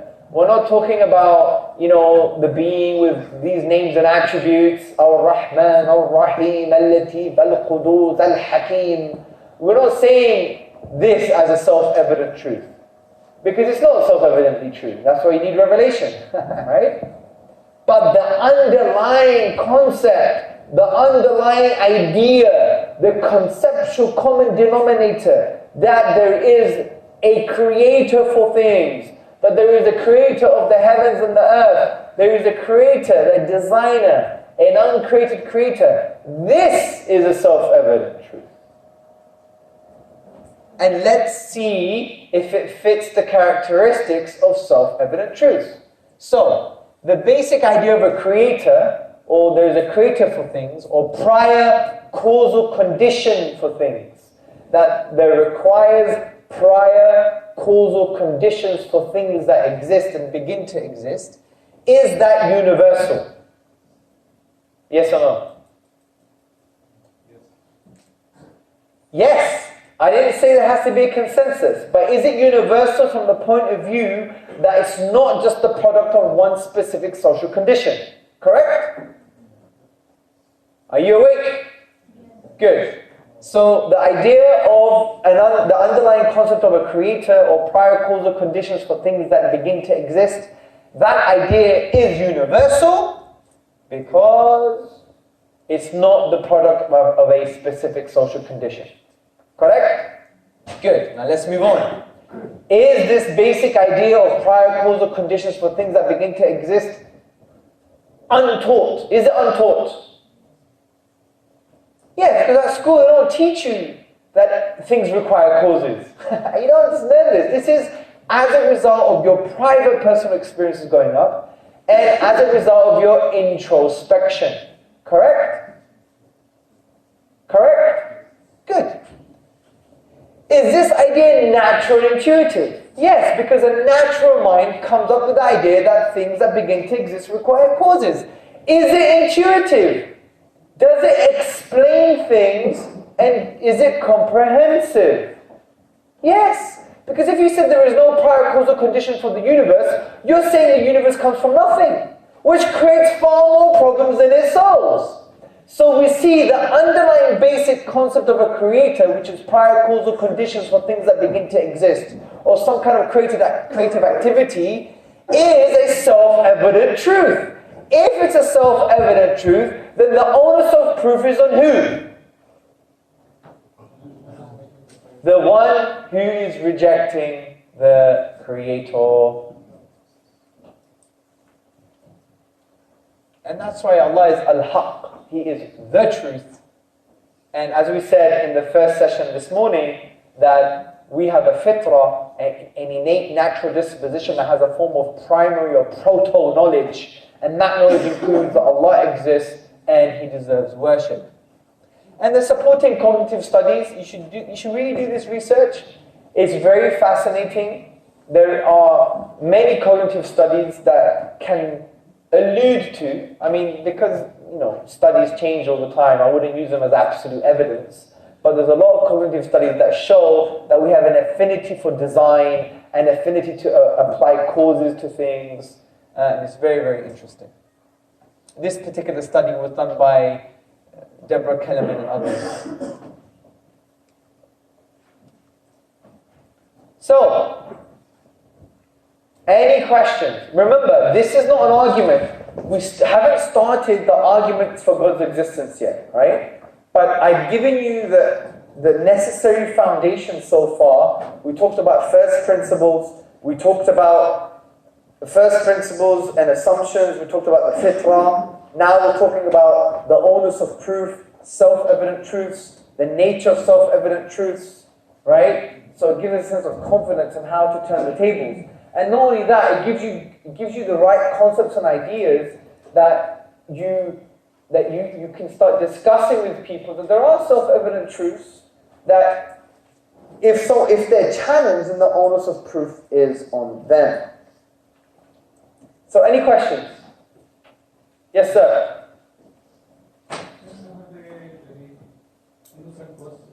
Sorry? You mentioned that it is not mentioned anywhere in Quran about Allah. What does it all? So what is about Ayatul Kursi? And then there is also in Surah Rahman when Allah is saying فَبِيَيِّ آلَاءِ رَبِّكُمَا تُكَذِّبَانِ. Same thing in Surah Al-Shura. لَيْسَ كَمِثْلِهِ شَيْءٌ. Then Surah Al-Ikhlas. What is? Well, how is that a proof for God's existence? Which is giving the whole definition. But definitions are not proofs.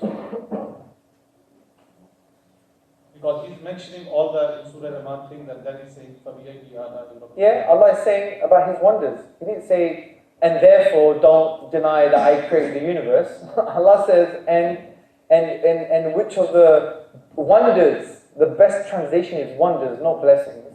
Because Allah says about Jahannam is a wonder as well, right? No one's going to say that Jahannam is a blessing, right? So which of the wonders are you going to deny? Allah's not saying this is a direct evidence for my existence. It's implied, I agree, but it's assumed. And there are some, I told you, I specifically said there are verses that articulate an argument for God's existence. But the majority of the Quran doesn't address that question. The majority of the Quran addresses one fundamental question in summary, in general, which is, who deserves worship? So when Allah says, look at the universe, look at the camel, how we created it, look at the natural phenomena, Allah is pointing not to the fact that He exists because His rububiyyah, His creative power is assumed.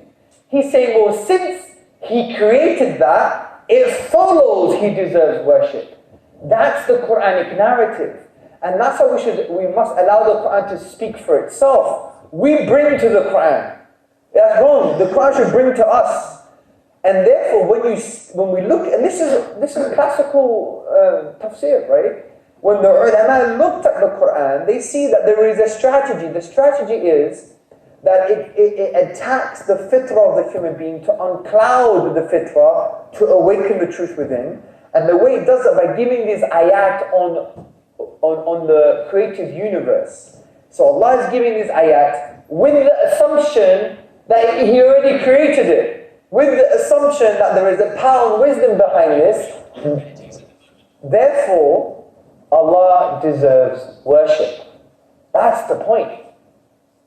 So when you look at Surah An-Naba, for example, you just see all the premises being laid out. Allah is saying, and you see the creation and the mountains with pegs and all of this stuff, and then Allah concludes usually, and therefore worship Him, and therefore know that your Lord is one that deserves worship. You have one ilah, you have one deity, And that's the strategy of the Quran. It moves you from rububiyyah to al-ibadah, from acknowledging the creative power of God to concluding that He deserves worship. So appreciating the creative power of God and then concluding He deserves worship. So then if there was any question that was raised by the Quran, that question would be, who deserves worship? Not God exists. Because Allah says in the Quran, if you ask the Quraysh, if you ask the Arabs who created the heavens and the earth, this is an ayah in the Quran. If you ask the Arabs who created the heavens and the earth, they would say it is Allah. They already knew. Allah is talking to them. Can you do tadabbur and use these ayat to show that there's a creator? Yes, I'm not denying that. But that's not the primary purpose. The primary purpose for these verses is to create an awakening within you that if you appreciate the creative power of Allah, then He solely deserves worship. That's the point. Does that make sense?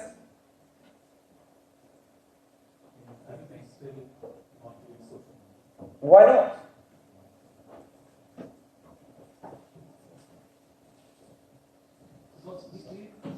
Blaming and he's addressing, saying clearly,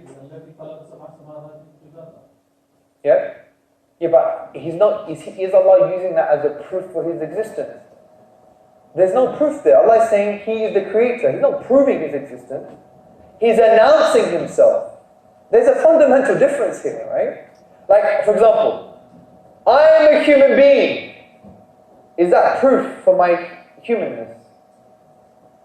I could be artificial intelligence and you don't know, alright? So Allah is announcing to make us realize what we already know. There is a creator with power, with wisdom. If that's the case, He deserves worship. That's the point, my brother, yeah? Yes, sir. Yeah, the point that the brother discussed, in the Quran, Prophet Ibrahim alayhi salam, he says that, I looked at the moon, then I looked at the sun, is bigger, but they disappear. So my Lord is the Lord who is the creator of all of those things, not the sun or the moon. Yeah, but those verses have nothing to do with proving God's existence. Those verses are to do with the fact that who deserves worship. That Ibrahim, and that's why, wallahi, my dear brothers and sisters, right? We must allow the Quran to speak for itself. Because those ayat have been so abused and misused. They've been abused to the level that we think Ibrahim alayhi salam had doubt. If you look at the tafsir, it was a rhetorical argument.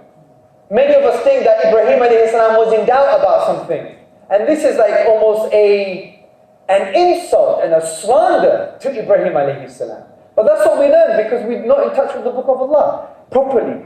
Those verses have nothing to do with Ibrahim alayhi salam's doubt. They were a rhetorical ploy used in a rational argument to show Allah deserves worship, not the fact that He exists. Because the argument assumes, shall I worship the moon or shall I worship the sun? No, I'm going to worship the creator of all of those. So it's not a proof for the creator per se, but it's implied. I agree, it's implied. But the main purpose of these verses is to show Allah deserves worship. And another point, like you were mentioning about, who has to prove whom, the matter of test, the time matter. Yep. Right? Somebody says that there was nothing 10 minutes from now, so we can just test it out, wait, take a clock, and 10 minutes, the 10 minutes passed, so we can test things out, right? No, you can't test that out because the argument is that from the moment I spoke to you, the universe started 10 minutes ago. You could start a clock at that moment, but it doesn't affect my argument. I can say to you, 10 minutes ago, the universe began with all of these memories in your head, with all of the pictures and everything and all that stuff. Putting a clock now makes no difference to the argument. You see? You can't test it. Another point in my mind. And there's actually theories of time, Uncle. It's called the B theory of time. The B theory of time has no past, has no future, and has no present. It's tenseless. So 2080 is happening as we speak, and 1643 is happening as we speak. This is called the B theory of time, which is a theory of time that many physicists adopt. Would you believe it? Very unintuitive. But yeah, so the point I'm trying to say is, don't worry about these specific examples. Worry about the concepts I'm trying to show you. And the concept is, there could be someone who argues against a self-evident truth that seems to be true by default. It could change, but at the moment it's true by default. If someone argues against something that's true by default, then the onus of proof is on them. That's the main point we're trying to articulate, okay? Yes, sir? The onus of argument is on them, I understand that. But in case of Dawa, because I'm trying to, if I don't give the Dawa, he would stay the way he is. How do you know? How do you know? Why do you assume that? Because who's taking the message? Because I'm trying to give him the message. Yeah, and the message should be, God's existence is self-evidently true. Prove to me he doesn't exist. That could be your message. Why not? Okay. Do you see? I'm not saying don't give him dawah. But by the way, I'm not saying this is necessarily an argument. It's just an approach for you so you get the right strength and you have the right foundations. Because we spent the morning ensuring that we have the right foundations from the point of view of first principles and fitrah, from the point of view of understanding self-evident truths, and who has the onus of proof. After this, we're going to start articulating positive arguments. But those positive arguments will only make sense if you have the right foundations, which we've been discussing so far. What you might say that you are telling God exists, so it's upon you to prove God. That's what I was trying to say. No, why? Because I'm taking the dawah to him, so no. I'm telling God exists. So he says it's upon you to prove God exists. Why do you have to prove if God exists? No, that's why your dawah is wrong. Why would your dawah ever start that God exists? That's the whole point. You don't have to do that. You should say to people, you have a God that deserves worship. Now, if he says, well, I don't believe in God, say, okay, fine, well, why? Prove to me why God doesn't exist. Turn the tables. You see? So, yes, sir. If someone provides proof against a self-evident truth, take the example like in the Matrix, it's a self-evident truth that other people exist. Yes. But then Morpheus takes him and shows that actually it's all happening in their brains and other people don't exist. Yes. It's obviously not true, but does it remain a self-evident principle? No, because I said self-evident truths are true by default. They may change. But if they change, it has to be challenged by someone. It's not the other way around. You're not proving self-evident truths. You challenge self-evident truths. If you do, you need to provide evidence for that challenge. And then once, if your challenge is adequate, then it's not a self-evident truth anymore. Absolutely. Yes, sir? So, Rolanda, what if somebody claims a different self-evident truth? For example, claims that, for example, atheism is universal, untaught, intuitive, and natural. Yeah, well, let's apply it. Is it? But I'm saying he would claim that... Yeah, well, people claim many things. People claim that they're like a dinosaur. Yes, there's some people who think that they're alien and they actually paint their skin green.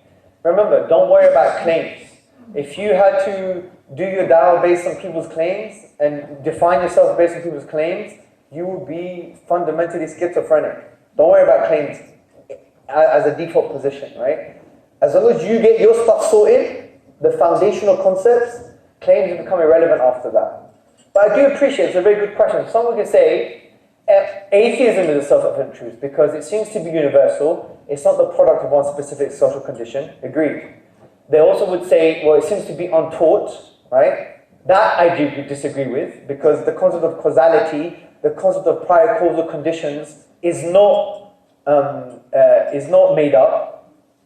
Do you see? It's through introspection. If atheism were to be untaught, it would mean that we get taught that causality is real. We don't get taught causality is real. It's within us naturally, yeah? So atheism fails from the second characteristic, and atheism fails from the last characteristic, which is that it's simple and comprehensive. Because atheism by necessity basically says, no creator, universe came from nothing essentially. Alright, is that simple? Yes. Is it comprehensive? No. Raises so many problems. How can being come from non-being, for example? So, when we look at these characteristics, we say, well, obviously, Atheism is not a self-evident truth. Okay? Barakallahu feek. Any other questions? Now we're starting to entertain arguments for God's existence. Now this first argument, brothers and sisters, is not a kind of cold, rational argument. But it's very beautiful because it's what you call an emotional, existential argument. It concerns existence. It concerns our existence, okay?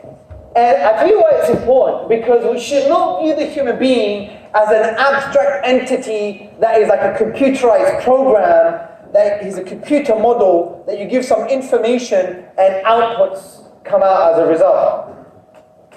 And I really like this because it shows the logical implications of denying Allah subhanahu wa ta'ala. And they're emotional in essence, right? So what I want to show you is life without God, without Allah, is absurd. Absolutely absurd. It's what you call an existential disaster. If you deny the divine and the associated ideas of an akhirah and the associated ideas of a day of judgment, logically life is absurd. I am not saying that atheists have to believe life is absurd, no. But if you follow through with the logical steps of atheism, if you use your brain, you will conclude what we're going to be talking about today. So, without Allah, without the divine, there is no hope, no ultimate justice, no ultimate purpose, no ultimate value, and no meaningful happiness. Let's address these ideas. And by the way, let me just make something very clear to you. What do we mean by atheists? I want you to write this down. You have to understand this concept because we're going to use it in the next few days. What we mean by atheist here is philosophical naturalism. Philosophical naturalism. So philosophical naturalism is the view that there is no supernatural, there is no divine, everything can be explained, all phenomena can be explained by physical processes. This is atheistic philosophical naturalism. I repeat, philosophical naturalism is that there is no divine, there is no supernatural, everything can be explained by physical processes. Okay? This is what we're talking about.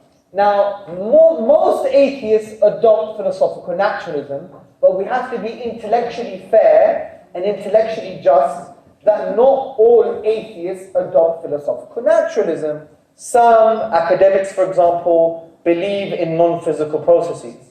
Now, notwithstanding what I've just said, if someone denies the divine, if someone denies the supernatural, if someone denies Allah, a creator, then the first logical implication of this view is that there is no ultimate hope.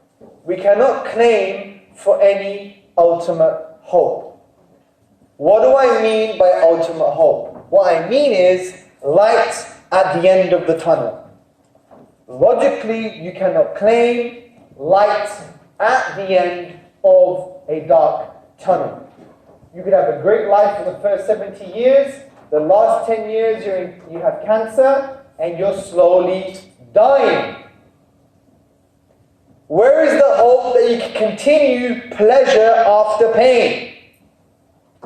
Where is the hope that after this relatively painful experience that there will be light at the end of the tunnel?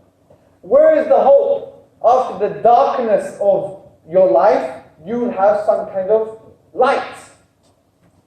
You may claim relative hope within your existence, but is there ultimate hope? No, there's not. Because if you had a great life, there is no hope for it to continue. If you're in your sickbed and you're about to die, there's no hope for light at the end of the tunnel, according to atheistic naturalism. Everything ends in the grave. We become worm buffet, which may not be a problem for some people. But all I'm saying is, we have an intuitive feeling of ultimate hope, that ultimate hope is dismantled as a result of philosophical naturalism because it claims there is no supernatural, no divine. Following on from this, there is no ultimate hope in justice. You can have no hope for ultimate justice. I repeat, you can have no hope for ultimate justice. Here's a thought experiment. Imagine you're the old Jewish lady in 1940s Nazi Germany. She sees and witnesses her husband being shot in the head, her sons being shot in the head, and then she's now in the queue, waiting to be pushed in to the gas chamber. Waiting to be pushed into the gas chamber. So she's waiting to be pushed into the gas chamber, and then she gets pushed into the gas chamber and she dies. According to philosophical naturalism, there's no divine, no supernatural. Everything can be explained by physical processes.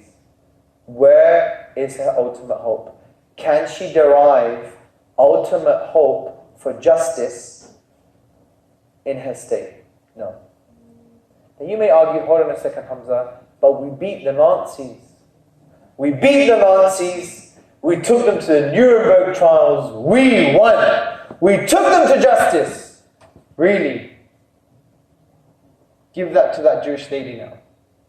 According to philosophical naturalism, she's just worm buffet. A rearrangement of carbon. She's worm meat. She is absolutely worm meat. So in that situation, how can you give justice to nothing? So she has no hope for ultimate justice, according to philosophical naturalism. Moving on. This, for me, is the most powerful one, sisters, brothers. Listen to me very carefully. Everybody, most sane, morally tuned people agree that human beings have ultimate value. What we mean by ultimate value, that's not just based on one's limited mind and emotions. If the whole world were to come and agree that human beings have no value, we still have value. This is what we mean by ultimate value. However, if you are a philosophical naturalist, meaning that there is no supernatural, no divine, everything can be explained by physical processes. If that is the case, then how can you claim ultimate value? What difference is there between me and a snowman? I get an axe and I chop the snowman's head. And I get the axe and I chop my head. What difference is there? According to philosophical naturalism. Let's not get sentimental. Oh, Hamza, you're a human. You have feelings. You have a consciousness. Just shut up for 1 minute and listen to what you're saying. You're being sentimental. Because the statement, you're just human, you have feelings, you have consciousness, it's just neurochemicals firing in your brain, which are further reduced to electrons whizzing around. Why does that have any ultimate value? A decapitated snowman and a decapitated Hamza is no different in the grand scheme of things. It's pitless indifference. One is a rearrangement of carbon, the other is a rearrangement of carbon. In actual fact, my rearrangement of carbon is far more colorful than that one. Right? So, if we can be reduced, according to philosophical naturalism, reduced to physical processes, causally connected in some way, then why is one arrangement of physical processes more valuable than the other? Ultimately, with all due respect, there is no difference.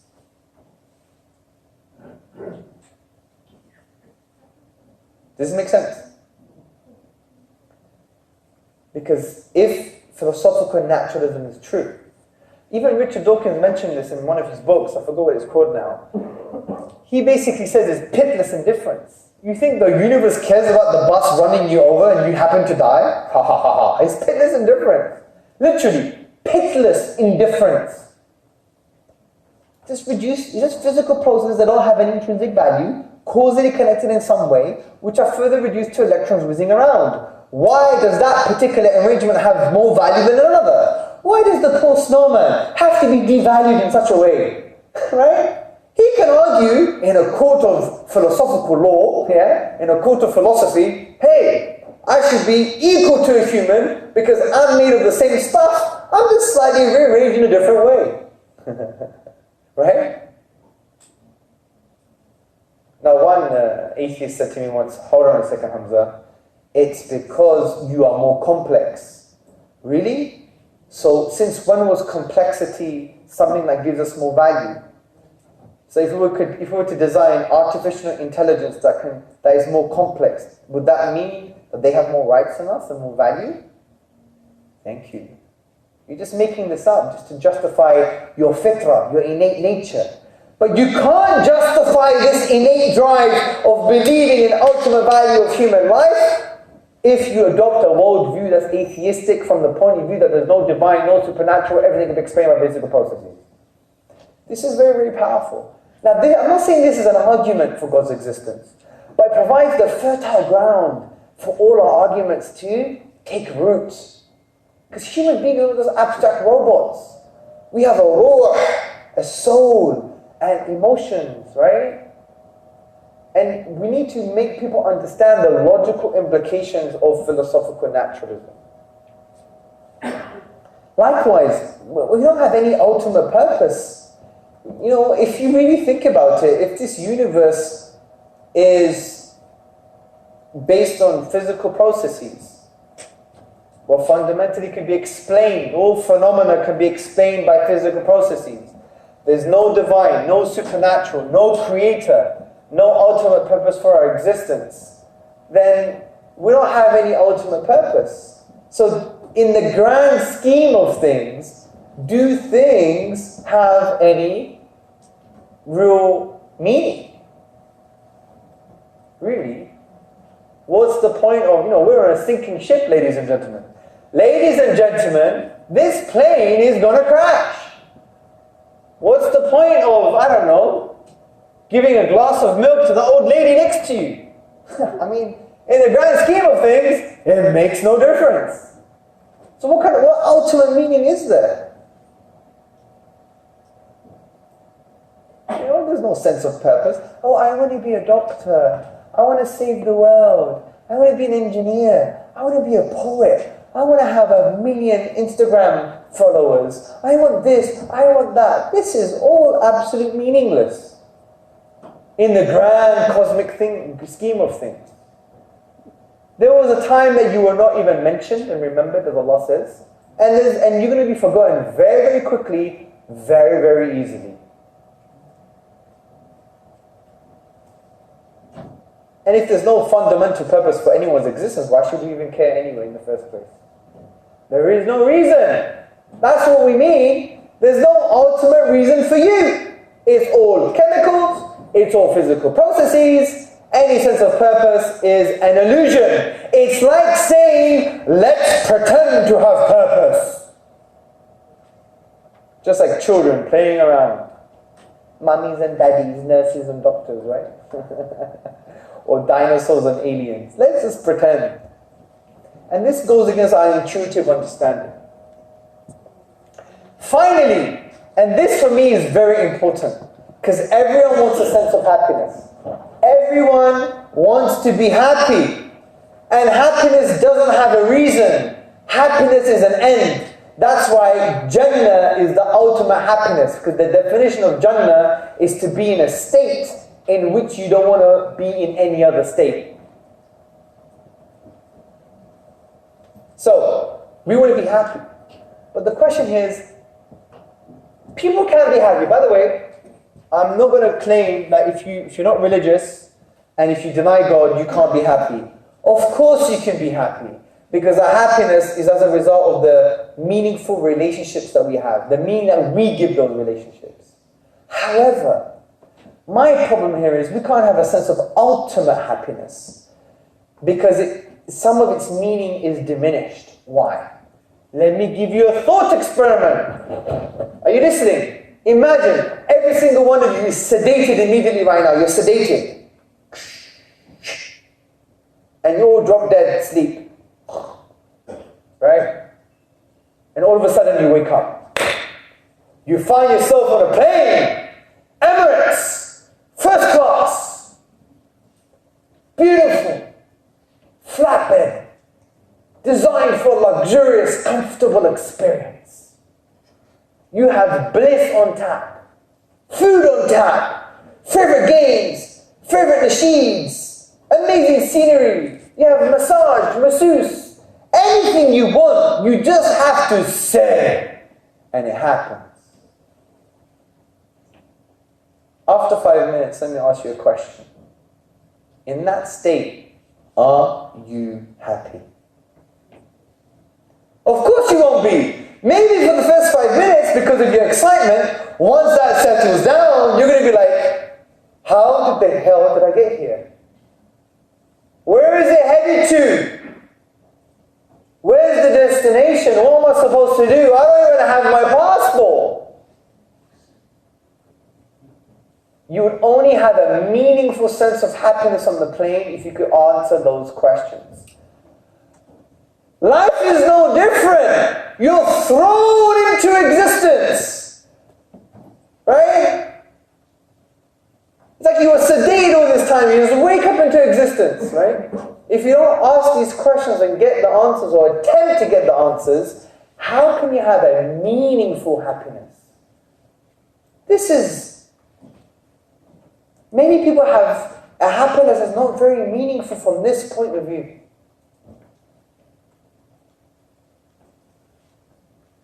Now, as I said, brothers and sisters, you have to understand that this is not what you call a deductive argument, but as you can see, the structure of the day is now progressing. And after lunch, we're going to go into the Quranic argument for God's existence, which doesn't mean you have to believe in the Quran to know this argument. I call it the Quranic argument because the logical universal principles have been told to us by the Quran, but it's also a universal argument as well, which we're going to discuss after lunch and Dhuhr. So, what has our journey been so far? Our journey, brothers and sisters, has been that we have started with first principles on the fitrah, to make us understand that every sphere of knowledge has assumptions that cannot be reduced any further, but are necessary in order for you to adopt, for you to progress in a particular sphere of knowledge. Everything has first principles and assumptions, including science, neuroscience, politics, philosophy, everything. Islam has its own first principle, which makes sense of ourselves and reality. That first principle is the fitrah, that we have an innate nature with a form of knowledge within this innate nature. That form of knowledge is based on two things. Number one, Allah is a reality and that He deserves praise or worship. But over time, the fitrah gets clouded. It gets clouded to prevent us from seeing the truth. So our job is to uncloud the fitrah to awaken the truth within.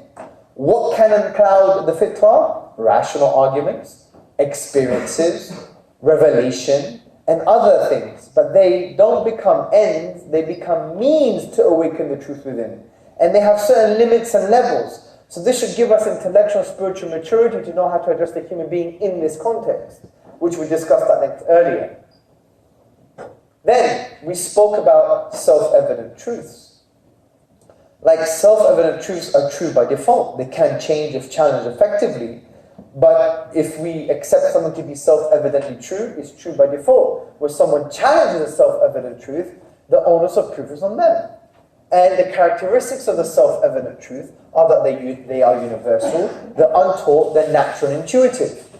The underlying idea of God's existence, a creator, prior causal activity, prior creative activity, that itself is a self-evident truth. So if someone challenges it, the onus of proof is on them, which gives us a stronger foundation and a confidence to address these realities. And that's why sometimes you don't have to start with that question. You could go straight to the fact that Allah deserves to be worshipped. And if the question arises, then you can address it by asking them for evidence to why they think God doesn't exist, or if you have a decent conversation and engagement, to provide evidence. Then we moved on by discussing life without God, the absurdity of life without the divine. Now, if you're a philosophical naturalist, which basically says that there is no supernatural, no divine, everything can be explained by physical processes. If that is the case, then you can't claim ultimate hope for ultimate justice, ultimate value, ultimate purpose, and ultimate meaning for happiness. Because we as a reality is fundamentally reduced to physical processes causally connected with one another, and those things are further reduced to electrons whizzing around. Now, this is not a direct rational argument per se, it's more of an existential argument, but it creates the fertile ground for the rest of the arguments that we're going to discuss to take root. 5 minutes for questions before I send you for wudu. So my mother talks a lot about how younger people these days are getting confused about their religion. Yes. And like how they learn about other philosophies and how they sometimes get into atheism when they learn more about atheistic philosophers. And so she was wondering how you can learn about philosophy or pursue that kind of intellectual background without getting confused, or like what's the proper way to do it? Good. So this is my advice. Because I did 2 postgrads in philosophy. I get asked this a lot. So I get asked, is philosophy haram? Of course it's not haram. But there is a understanding that there is aspects of philosophy that are blameworthy. So in our tradition, we have a tradition called the Kalam tradition. Now, regardless of what school of creed you follow, no one threw the baby out with the bathwater. Today's modern Muslim does, because they don't know what they're talking about. They don't read the classical books. They read translations of translations written by ideologues. Let's move those to the side for one moment. So, even Ibn Taymiyyah, who was a critic of certain manifestations of the Kalam tradition, praised other aspects of the Kalam tradition. So no one threw the baby out with the bathwater, okay? So we have this thing called the Kalam tradition. The Kalam tradition has a blameworthy aspect and an aspect that should be used within its context. Like Al-Ghazali, for example, he said you should not use this for people who are okay. It's meant for the sick person. Yeah? So, and if used in the wrong way, it could make people spiritually sick. So here are the principles, and these principles are agreed, from my knowledge, across all the schools of creed, the Atharis, the Asha'ira, and the Maturidis. They agree with these principles concerning the Kalam, generally speaking. Number 1, the thing that you talk about and you articulate needs to have premises, assumptions, first principles, foundations that can be found in the Quran and Sunnah. If it's not, then you can't do it. That's it. Simple as that. Yes, there's been a difference on the interpretation of those assumptions based on the Quran and Sunnah, but that's not my argument here. My argument here is conceptual, it's principled. For something to be sound, you can articulate it in a very smart, intellectual way, no problem, given you have the right audience, but it has to be based on Kitab and Sunnah, or inferred from Kitab and Sunnah. That's the first point. So, the main question I need to address now is, what's the advice of someone wanting to study philosophy? I have 4 pieces of advice that have to be adopted in order if someone wants to do this. Number 1, you have to have a basic grounding in Islamic Aqidah, in Islamic creed. If you don't, philosophy becomes haram on you, in my view. Yeah? So you have the basic understanding of Islamic creed. Number 2, you have to have a connection with mainstream Islamic scholars. If you're an autodidact, you're going to be in big trouble. You need to sit under the feet of ulama. You learn from ulama that which you could never learn from books. Okay? Number 3, you have a relatively decent connection with Allah subhanahu wa ta'ala. Which leads to my other point, that you know who Allah is to a certain degree. If you have those things in place, when you go and study philosophy, even to a high degree, your iman will be boosted. So I did this in my later life, right? I didn't do my postgraduate in my 20s, I did it in my 30s. And when I did it, I was like, oh my God. It was an iman boost. All I was thinking about is Allah's names and attributes. These people were so close yet so far. Yeah? But it has to be based on those things. Because if I went and studied on a postgrad level philosophy 10 years ago, I would have been completely lost now. So you have to have those things in place. That would be my advice, and Allah knows best. One more question. Yes, sir. About the implications of atheism that we talked about, it makes sense for somebody who thinks at a deeper level. Yes. But the majority of the people these days, they're just entertained, they're having fun, they're not concerned about any of these issues. So, like, what would be a strategy to, and that's vast majority of people you probably. It's a very insightful question. See, the whole point of this is to get them to ask questions. And the way to do that sometimes, not giving them answers, is by merely asking them a question. Because wallahi, I think sometimes, look, the Quran doesn't give us all the answers directly. This is a fact. The Quran gives us the questions as well. It's as if Allah is teaching us, if you ask the right questions, it would inevitably lead to the right answer if you're sincere. So our job as Muslims is not always to give people answers. It's to literally get them to think. Even if you know an answer, if you know the person well enough and you're intellectually and spiritually mature, you won't give them the answer, because that might not help them. What may help them is if you get them to think, to teach them how to think. And the way to do that with people in the context that you're discussing is literally asking them the question and giving them some very basic thought experiments and scenarios. So yeah, that's the Dawah strategy. Get them to think, ask them the questions. Have those conversations with people. You're right, people don't have profound thinking. Well, get them to think. It doesn't have to be philosophical and very in-depth, but at least raise the question. And I'm telling you, it will plant a seed in the heart and mind, and they'll think about this very seriously. Yes, sir. So my question is that some of the arguments really boils down to going back to Quran. For example, they use it like, okay, Richard Hawkins has said that in one of the, I think it was maybe Hassan, he said, if you believe in that prophet then on a flying horse, then something like that, then don't, I don't want to talk to you. Something like that. Yeah, well, he's an idiot. Yeah, so how do you, some of the arguments you have to go back to Quran, so how do you answer those? Well, no, because his argument about the flying horse, he doesn't believe in the Quran, but he's saying if you believe in such a proposition, he said, I shouldn't be speaking to you, it's irrational. What has he presumed? He has presumed that his current observations is enough for him to formulate conclusions about the world and reality. But it's a contradiction, because you could just say to him, what's so difficult to understand here? There is a flying horse. How is that irrational, even according to empiricism?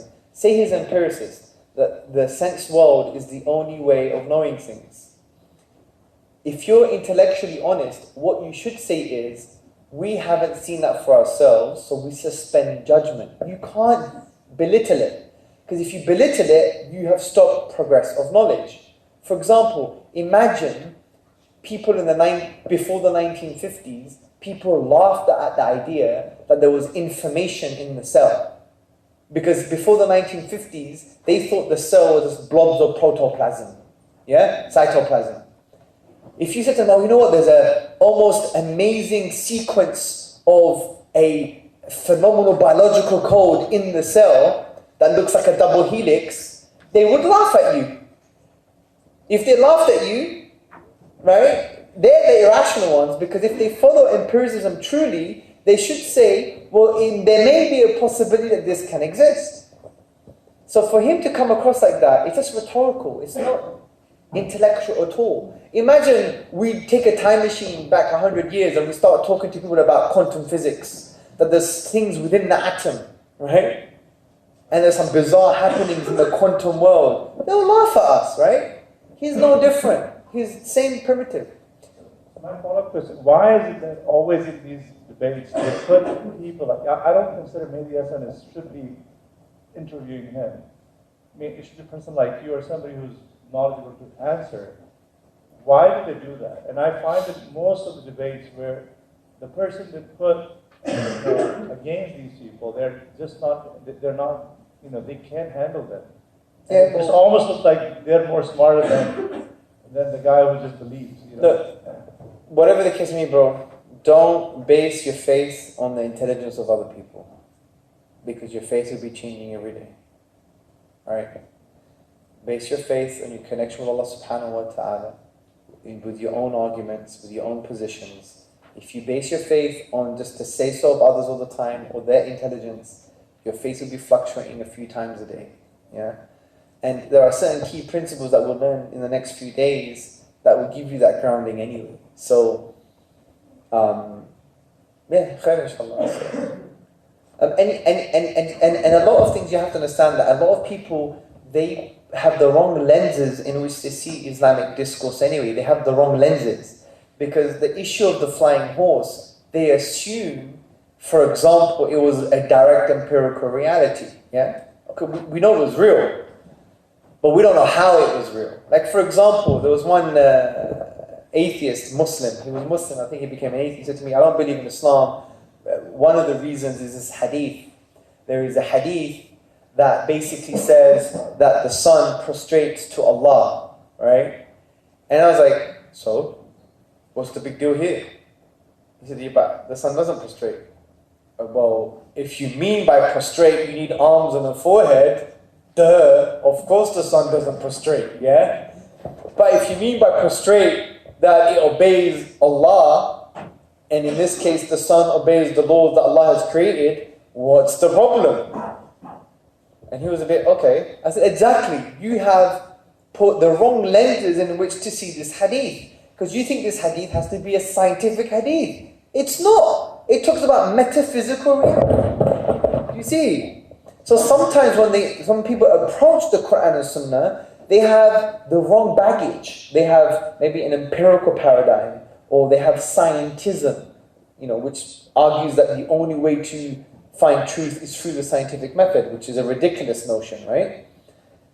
And that's why sometimes when you understand first principles and assumptions, I don't know if you were here earlier this morning, but that's what we went through. It gives you the tools to go straight to, what's this person's assumption? And usually with these type of arguments, their assumption is, truth is what you could see. Truth is what you can directly or indirectly observe. And that, my friend, is fundamentally false. Yes, Sheikh. So, Brother Hamza, on page number 15 of the course notebooks, you have under the activity and discussion an article linked to the 10 benefits of atheism. So I'm just wondering if you're going to, throughout this weekend, if you're going to answer those benefits of atheism, and especially, for example, happiness. Once I was delivering a lecture at an interfaith event, and one of the audience members asked me that this same question about happiness, and in Scandinavian countries that atheism is increasing, and at the same time Scandinavian countries are happy, so how are they correlated and things like that? And also, what do you think is the cause, the reason of atheism increasing in the world? And also, how can Muslims, masjids, organizations, what can they do to mitigate the rise of atheism amongst Muslims? So, yeah, I can't answer those questions now, but we'll answer them after lunch in Dhuhr. You have activities in your booklet. You have to do this for your homework today. So one of the main reasons that we finish a little bit earlier today is so you do your homework. And we're going to address those activity sessions tomorrow and go through them as well. It's very important you do them because it helps you exercise the concepts. They've been designed so you exercise the concepts that we went through today. We went through 3 major foundational sessions today. So we're ready now for positive arguments, okay? And Sheikh,